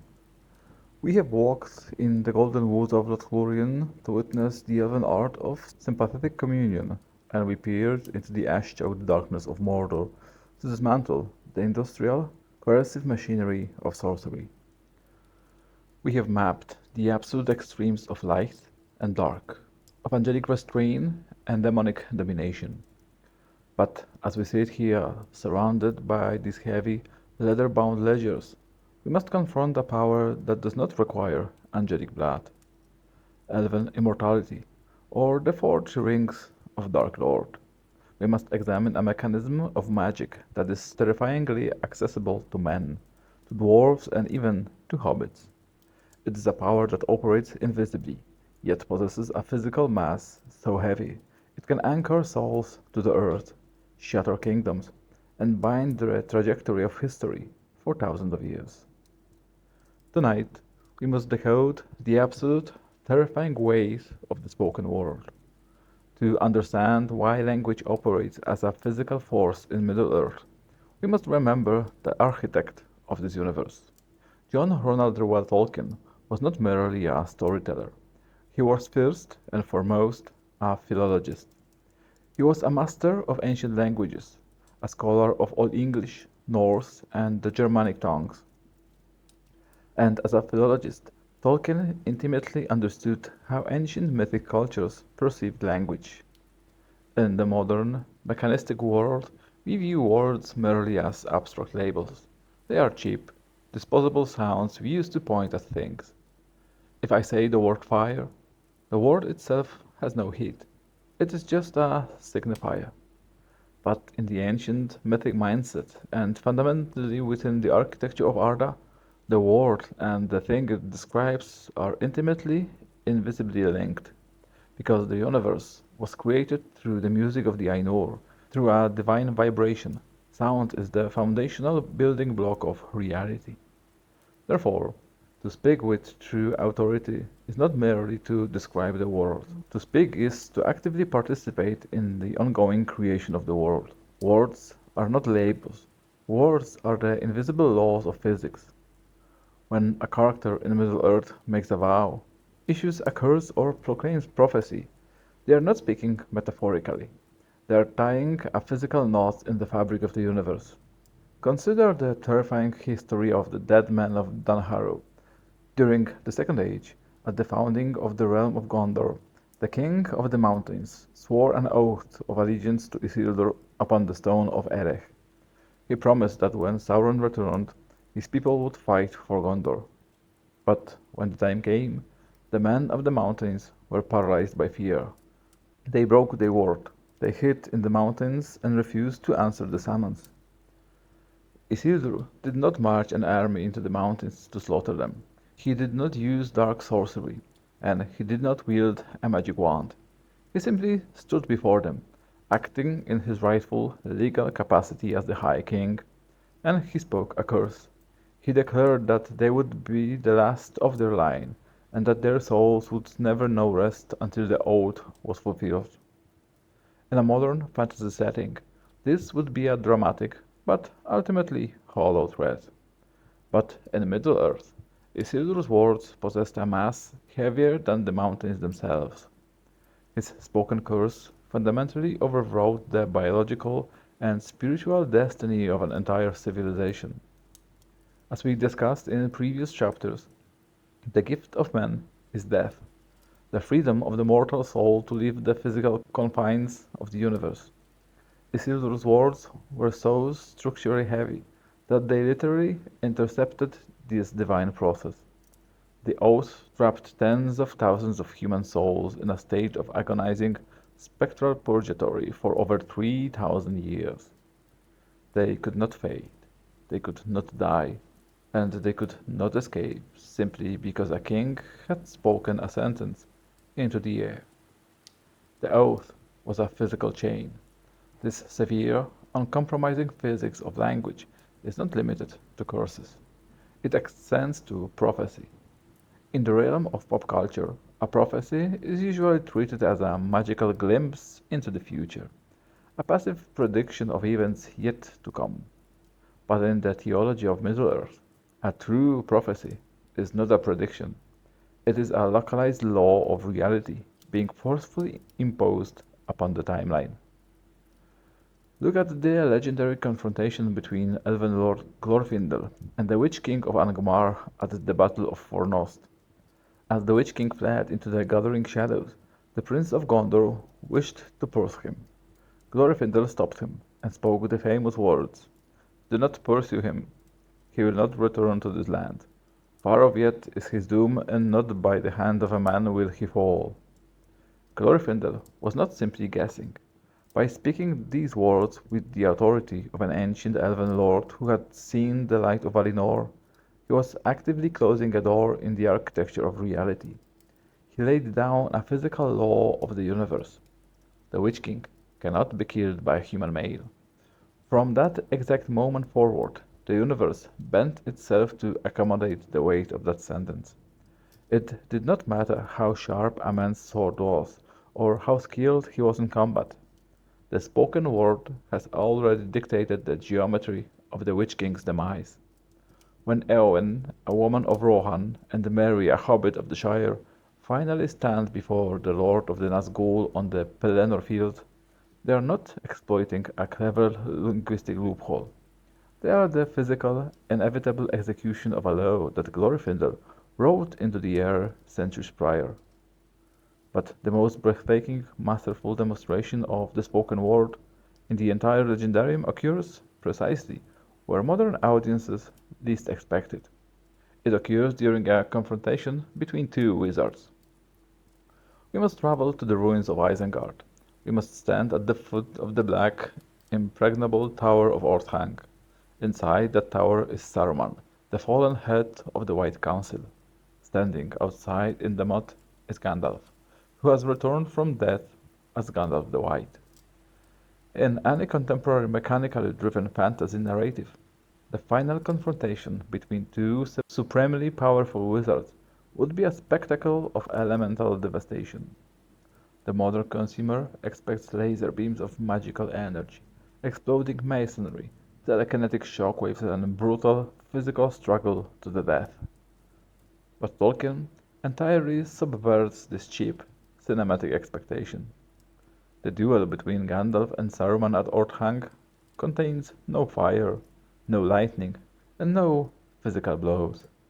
It is entirely a duel of spoken authority.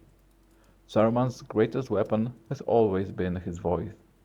He does not need to cast spells to dominate mind. He simply speaks, and his voice carries a hypnotic, coercive resonance that bends the listener's will to his own, making his lies sound like profound, undeniable truth. From the balcony of Orthanc, he attempts to use this weapon to divide the company below, waving a spell of pure, manipulative rhetoric. Gandalf steps forward to counter him, but Gandalf does not shout him down. He does not cast a spell of silence. He uses the absolute, terrifying physics of language to execute a cosmic demotion. First, Gandalf strips Saruman of his title and his color. He says, "Behold, I am not Gandalf the Grey whom you betrayed. I am Gandalf the White, who has returned from death. You have no color now, and I cast you from the Order and from the Council." Notice the architecture of that statement. Gandalf is not saying that he will try to cast Saruman out. He is declaring it as a present, immediate fact. Because Gandalf has been granted the authority of the Valar, his words do not merely describe reality, they dictate it.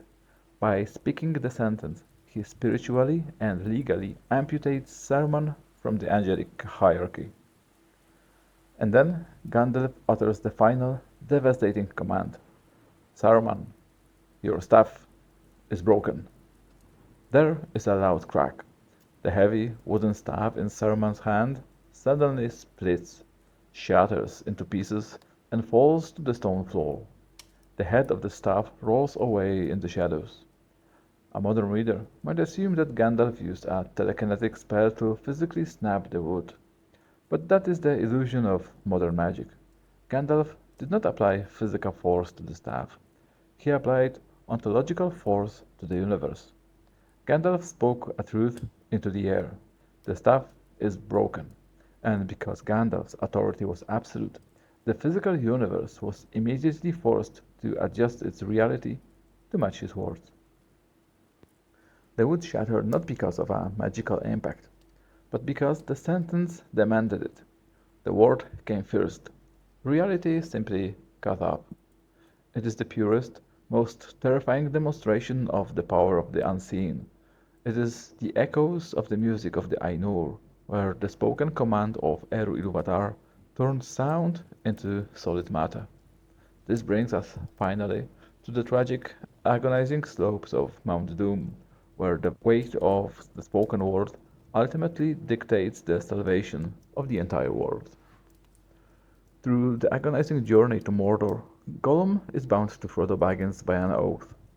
Frodo forces Gollum to swear by the ring itself that he will not harm the hobbits and that he will guide them safely.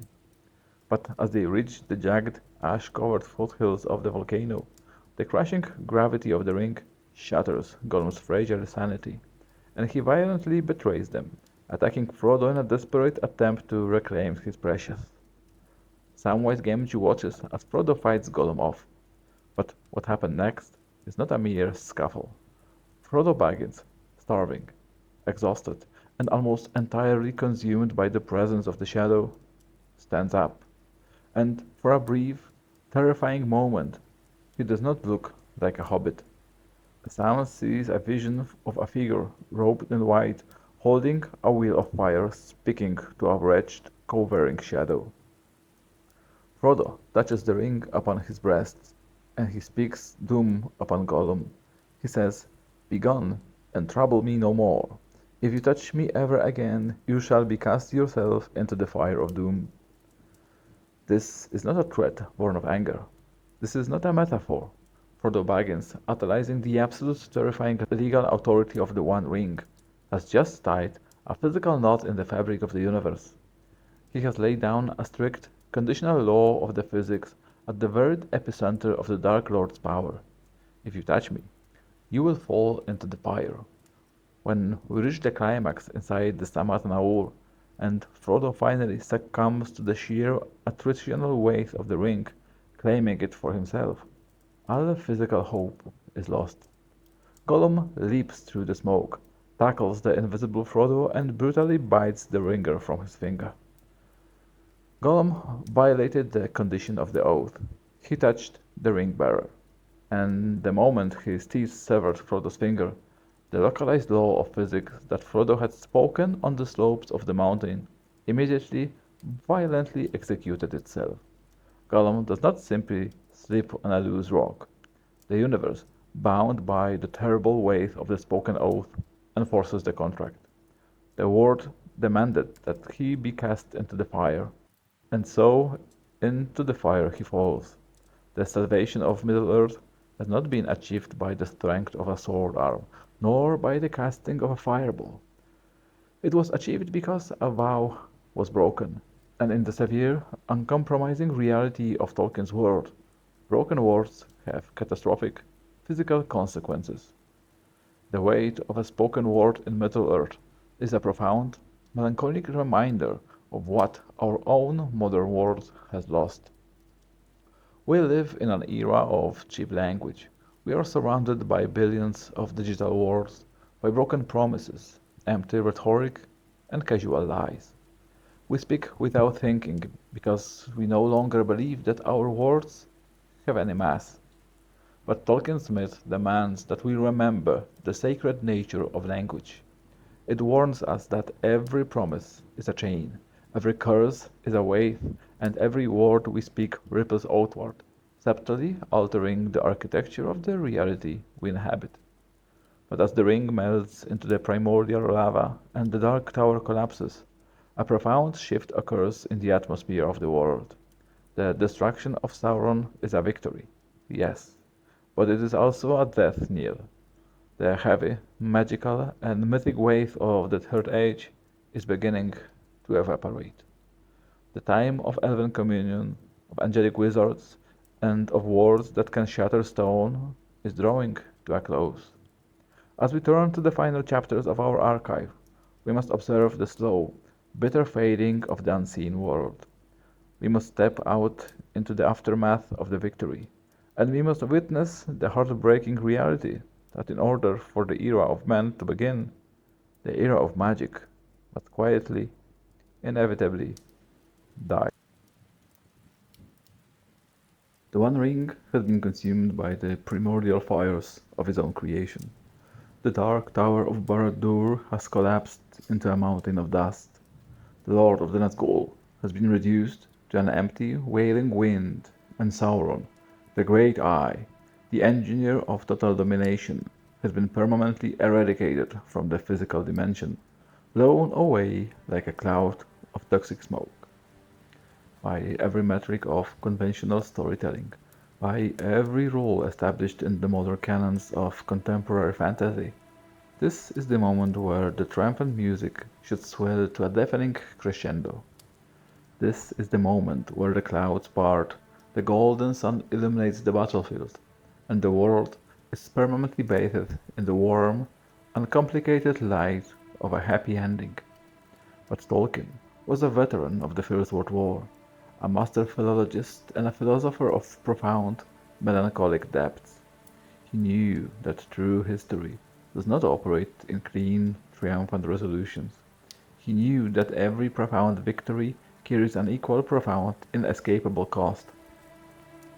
And as the dust settles over the ruined landscape of Mordor, a new, incredibly heavy realization begins to descend upon the victors.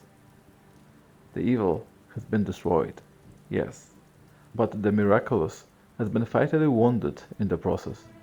We must now turn the page to the final, most heartbreaking chapter in the architecture of Middle-earth. We must witness the fading of the myth. To understand the tragic, inexorable mechanism of this fading, we must look at the deepest, most agonizing paradox of the War of the Ring.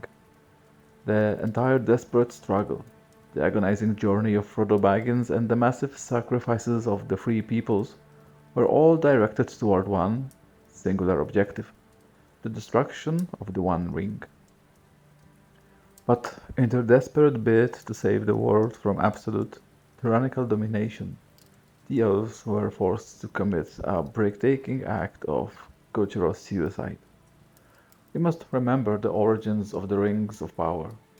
When the Elven smiths of Raglan, led by Celebrimbor, forged the three Elven rings, Narya, Nenya, and Vilya, they did not forge them as weapons of war. They forged them out of a desperate, consuming love for the physical beauty of Middle-earth. The Elves, being immortal and permanently tethered to the lifespan of the earth itself, are deeply, fundamentally traumatized by the passage of time. They watch the mountains erode, they watch the rivers change their course, and they watch the mortal creatures they love wither and die in the blink of an eye. The three rings were designed as spiritual engines of preservation. They were machines of stasis.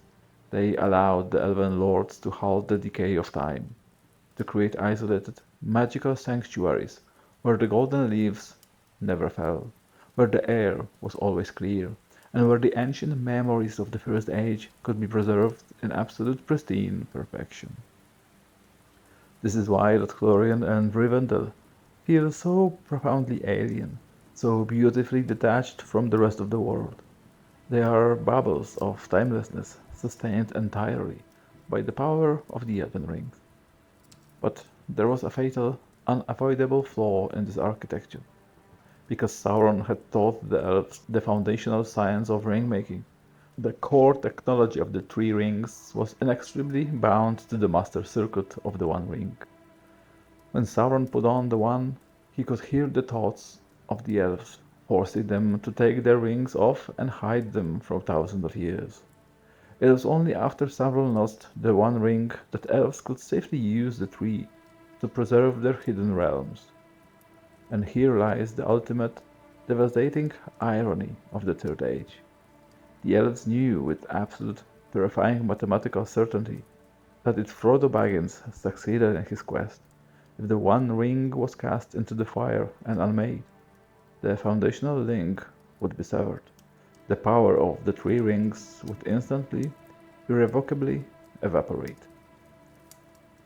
When the ring melts in the Samat Naur, the Dark Lord is destroyed, but the magic of the elves is simultaneously extinguished.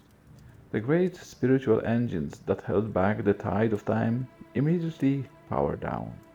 The bubble bursts, and suddenly the crushing, accumulated weight of thousands of years of natural entropy rushes into Lothlorien and Rivendell. The golden leaves of the Malorn trees begin to wither and turn brown. The ethereal, timeless light that bathes the valleys begins to dim, replaced by the ordinary, harsh life of a mundane sun.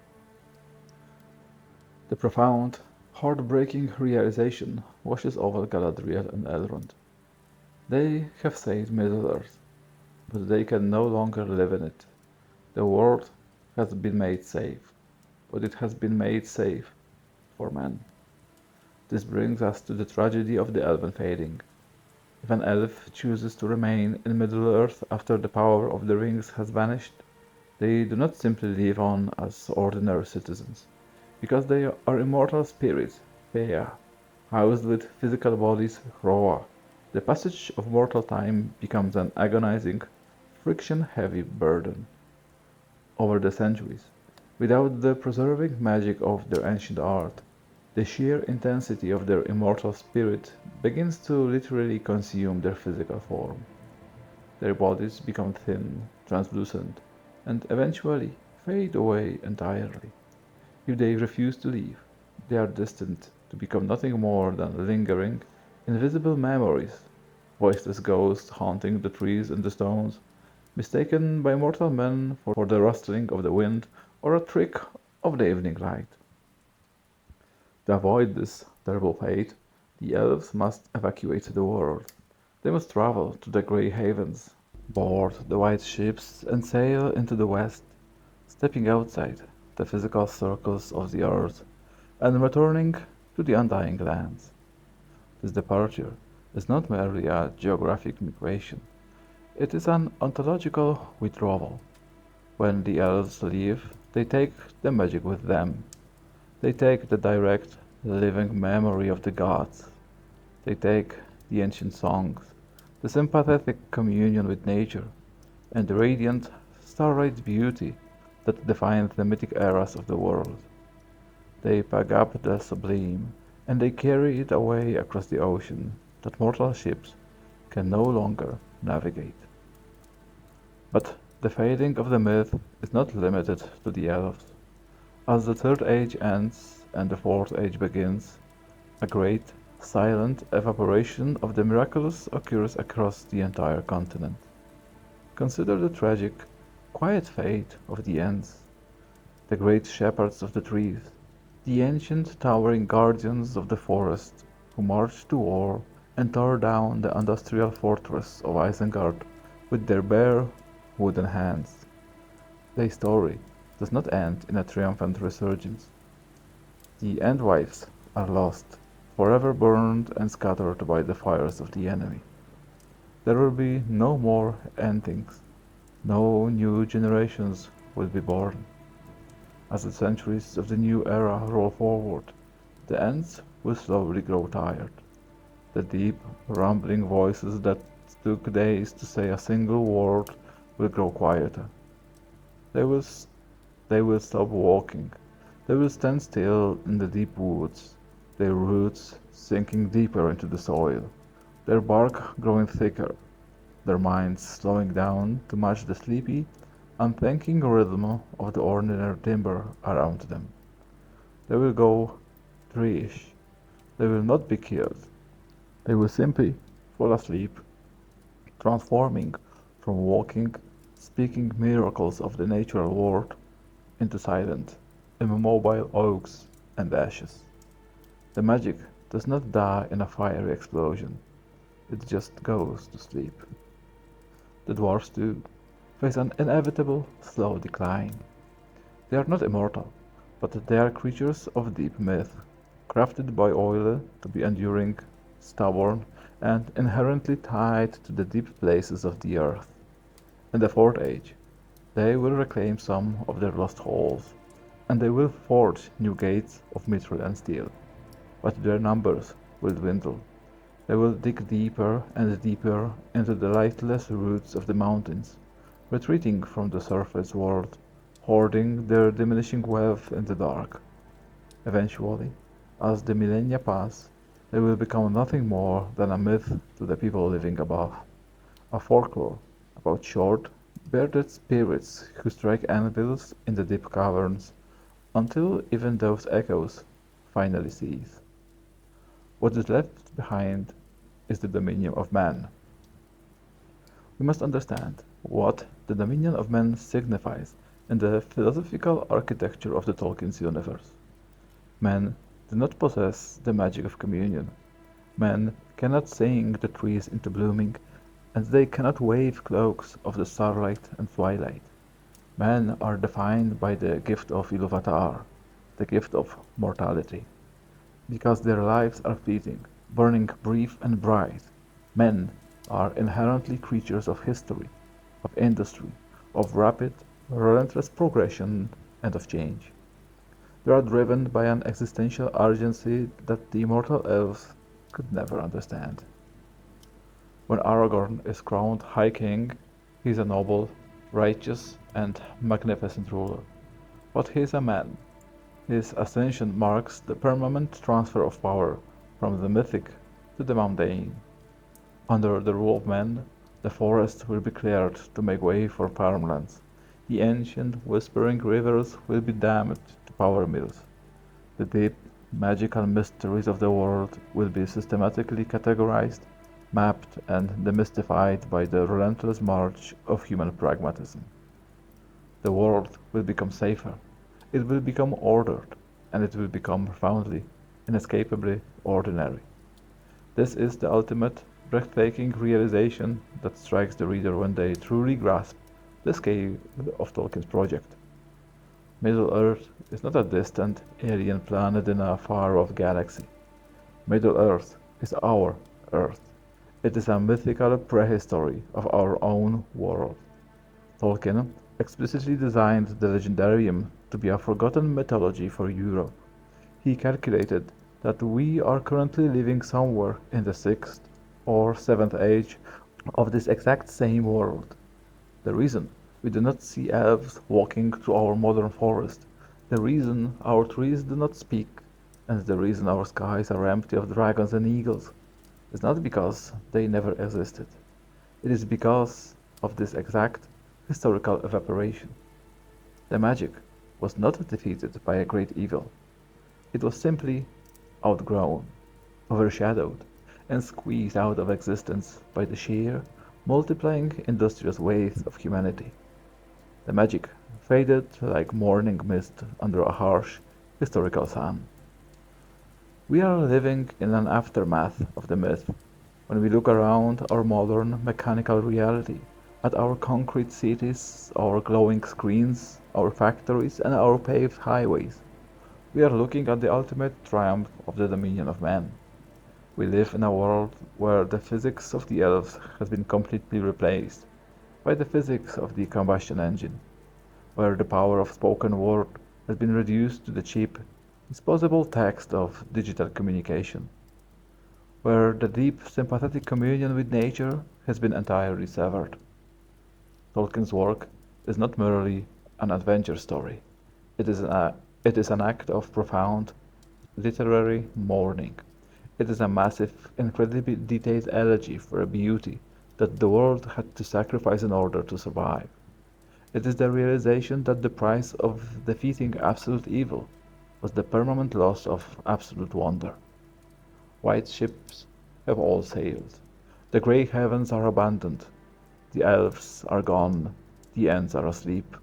The dwarfs are lost in the dark, and the Istari have returned to the timeless halls from whence they came. We are left alone with the consequences of our own history. We are left alone in the rain.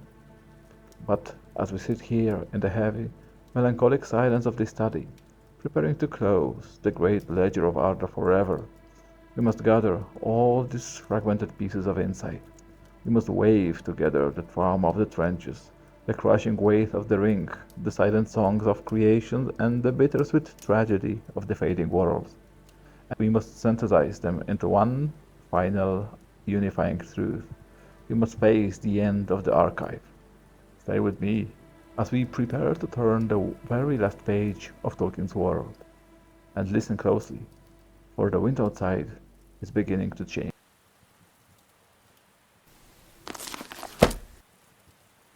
We have reached the end of the ink. Look down at the heavy, leather-bound ledgers scattered across the oak surface of our desk. The pages are worn, the margins are filled with desperate, hurried annotations, and the great maps we unrolled so many hours ago are now deeply stained with candle wax and the invisible ash of a fallen empire. This is the moment of absolute synthesis. We have spent an agonizing, beautiful, and profoundly exhausting amount of time sitting together in the shadows of this study, systematically dismantling the greatest mythological architecture of the 20th century. We do not treat Tolkien's legendarium as a mere collection of fairy tales, nor did we reduce it to a simple, binary struggle between wizard in white and a dark lord in black. We approach Middle-earth as an archaeological dig of the human soul. We treated it as a sacred text, as a psychological diary, and a monumental historical record. And now, as the final embers of the Third Age burn down to a cold grey dust, we must gather the fragmented threads of our four great expeditions and weave them into one final unifying tapestry. We must look at the Grand Archive in its entirety before we close the covers forever. When we first opened the doors of this study, long ago, we did not begin our journey on a battlefield. In our very first expedition, the architecture of Middle-earth, we began with the foundation stones of creation. We explored the mind of the philologist. We dismantled the illusion that a world is built by simply drawing a map and populating it with monsters. We learned the divine concept of subcreation. We discovered that Tolkien grew his universe from the roots of language itself, proving that before a world can have a history, it first must have a voice. We mapped the deep, historical linguistics of the elves and the men, and we realized that Middle-earth was constructed with the meticulous, exacting precision of a cathedral. It was designed to be a lost mythology for our own world, a grand, forgotten history, waiting to be unearthed. But a beautifully constructed world is meaningless without a soul to suffer within it. And so, in our second expedition, the philosophy of hope, we shattered the modern illusion of the invincible protagonist. We mapped the excruciating, attritional psychology of the ring bearer. We rejected the comfortable cinematic lie that willpower is an infinite resource, and that a pure heart is a sufficient shield against the concentrated radiation of absolute malice. We walked alongside Frodo Baggins across the pulverized wastelands of Gorgoroth to witness a breathtaking display of theological realism, the mathematical certainty that under enough pressure, the human machine will inevitably break.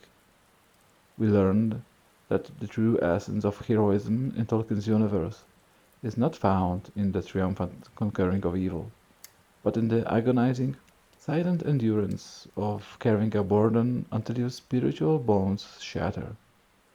We decoded the ancient concepts of hope, watching the brutal evidence-based calculation of Amdur collapse into the madness of Denethor, while the irrational, unyielding cosmic trust of Estelle carried a starving hobbit to the very edge of the abyss.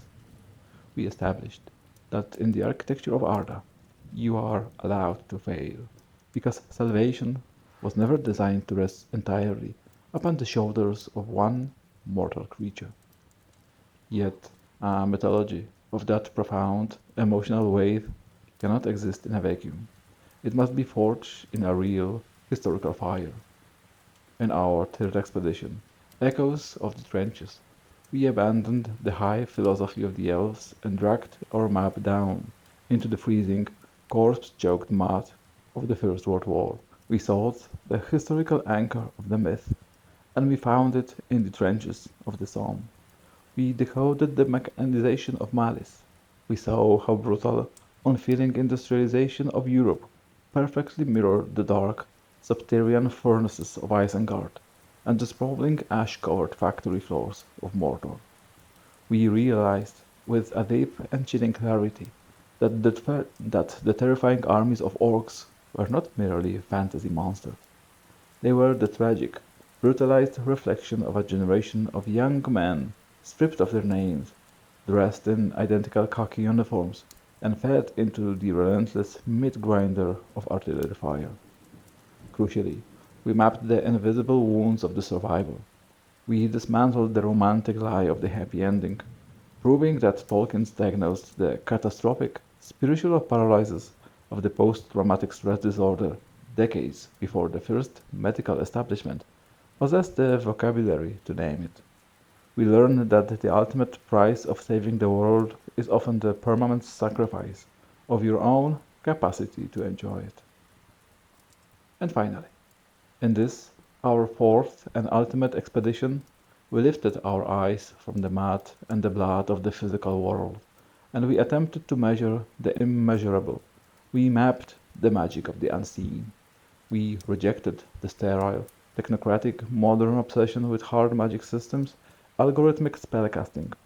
We traveled back to the timeless void to listen to the music of the Ainur, discovering the breathtaking metaphysical premise that the physical universe is nothing more than a solidified song. We learn that the true power in Middle-earth is not coercion, but communion. We watched the angelic Istari endure the agonizing physical prison of mortal flesh, strictly forbidden from using the divine authority to dominate. We contrasted this with the horrifying industrial sorcery of Sauron, a magic defined entirely by the violent domination of the will. And we felt the terrifying physical mass of spoken words, curses, and oaths that can bind the trajectory of history for thousands of years. It is only now, at the very end of our journey, that we can see how those four massive pillars, the architecture of language, the psychology of failure, the trauma of the trenches, and the physics of the unseen, intersect to form the absolute theological core of the legendarium. How was the world saved when the hero finally broke at the crack of doom? It was not saved by a sword. It was not saved by a spell. It was saved by precise, mechanical operation of pity. When Bilbo Baggins stayed his hand in the dark tunnels of Goblin Town, when he looked at the wretched, loathsome creature Gollum and chose to exercise mercy instead of lethal justice, he was not merely making a moral choice.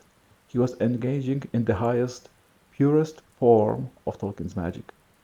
He was singing a note of perfect harmony into a dark, dissonant cavern.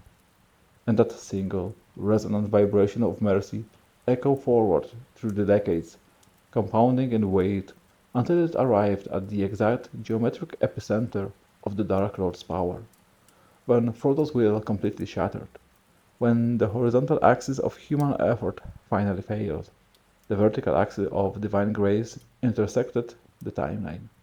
Gollum, the living embodiment of the hobbit's accumulated mercy, was there to bite the ring from Frodo's finger and fall into the fire.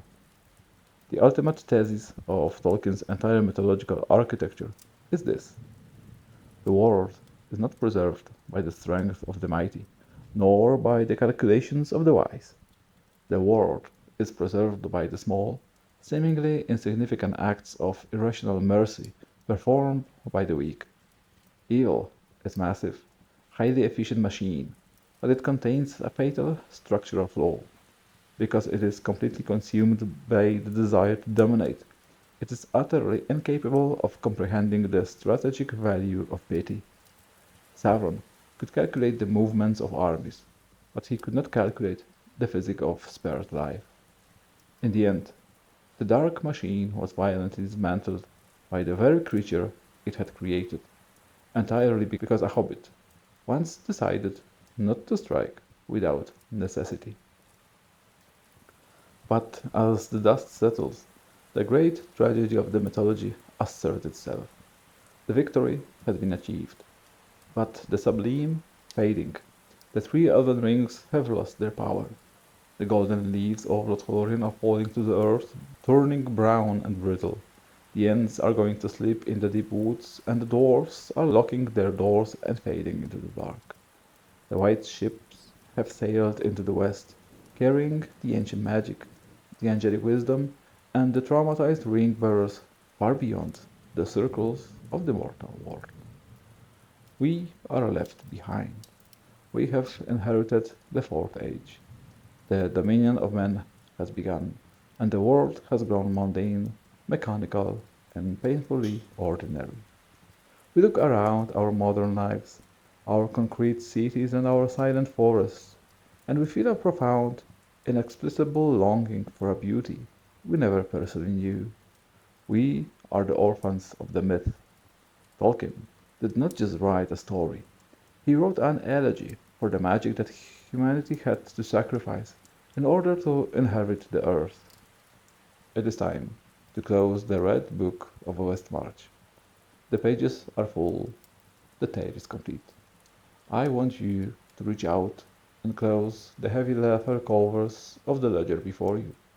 Feel the weight of the history we have dissected. Let the dust settle on the maps of Beleriand and the broken shards of Narsil. We have said our final goodbyes to the elves, the hobbits, and the angelic spirits of a forgotten age. We have finished our monumental work with the professor. But I want you to pause for a moment. Do not stand up from your chair just yet. Listen carefully to the room around you. Do you hear it? The rain, the heavy, relentless rhythmic downpour that has beaten against the glass of our study for countless hours, insulating us in a cocoon of melancholic reflection through 4 long expedition. It has stopped. The storm that washed over the trenches of the Somme and the ash of Mordor has finally broken. Absolute, deafening silence has descended upon the archive. But it is not a safe silence. Look at the glass of the window. The water droplets are no longer sliding down. They are freezing. A thick, jagged pattern of white frost is beginning to aggressively crawl across the edges of the window, creeping inward, suffocating the glass. The temperature in this room is dropping violently. The embers in our hearth, which provided the warm, golden light of the Edwardian summer, are suddenly turning black, starved of oxygen by a sudden, incredibly sharp draft. Hear that? That low, piercing whistle creeping beneath the heavy oak door. That is the northern wind. We have closed the book on the high, theological myths of good and evil. We have left behind the era where angels walk in the skies of old men, where trees possessed a singing soul, and where the ultimate villains were dark, cosmic gods of absolute malice. We are stepping out of the safety of the myth, and we are opening the door to a terrifying, brutally realistic new paradigm. We are entering a world where magic is not a beautiful, sympathetic communion with nature, but a rare, bloody, and horrifying anomaly that requires human sacrifice. We are entering a world where the greatest monsters do not sit on the dark throne in distant wastelands. They sit right next to you at the banquet table, smiling as they pour your wine. We are leaving the grand, clean battlefields of mythological destiny, and we are descending into the suffocating, morally bankrupt mud of political betrayal, dynastic slaughter, and the ruthless Machiavellian physics of power. Put your coat tight around your shoulders. Throw the last of the heavy logs onto the dying fire, and lock the doors of the study. The long, golden summer of our innocence has officially ended. The winter is coming.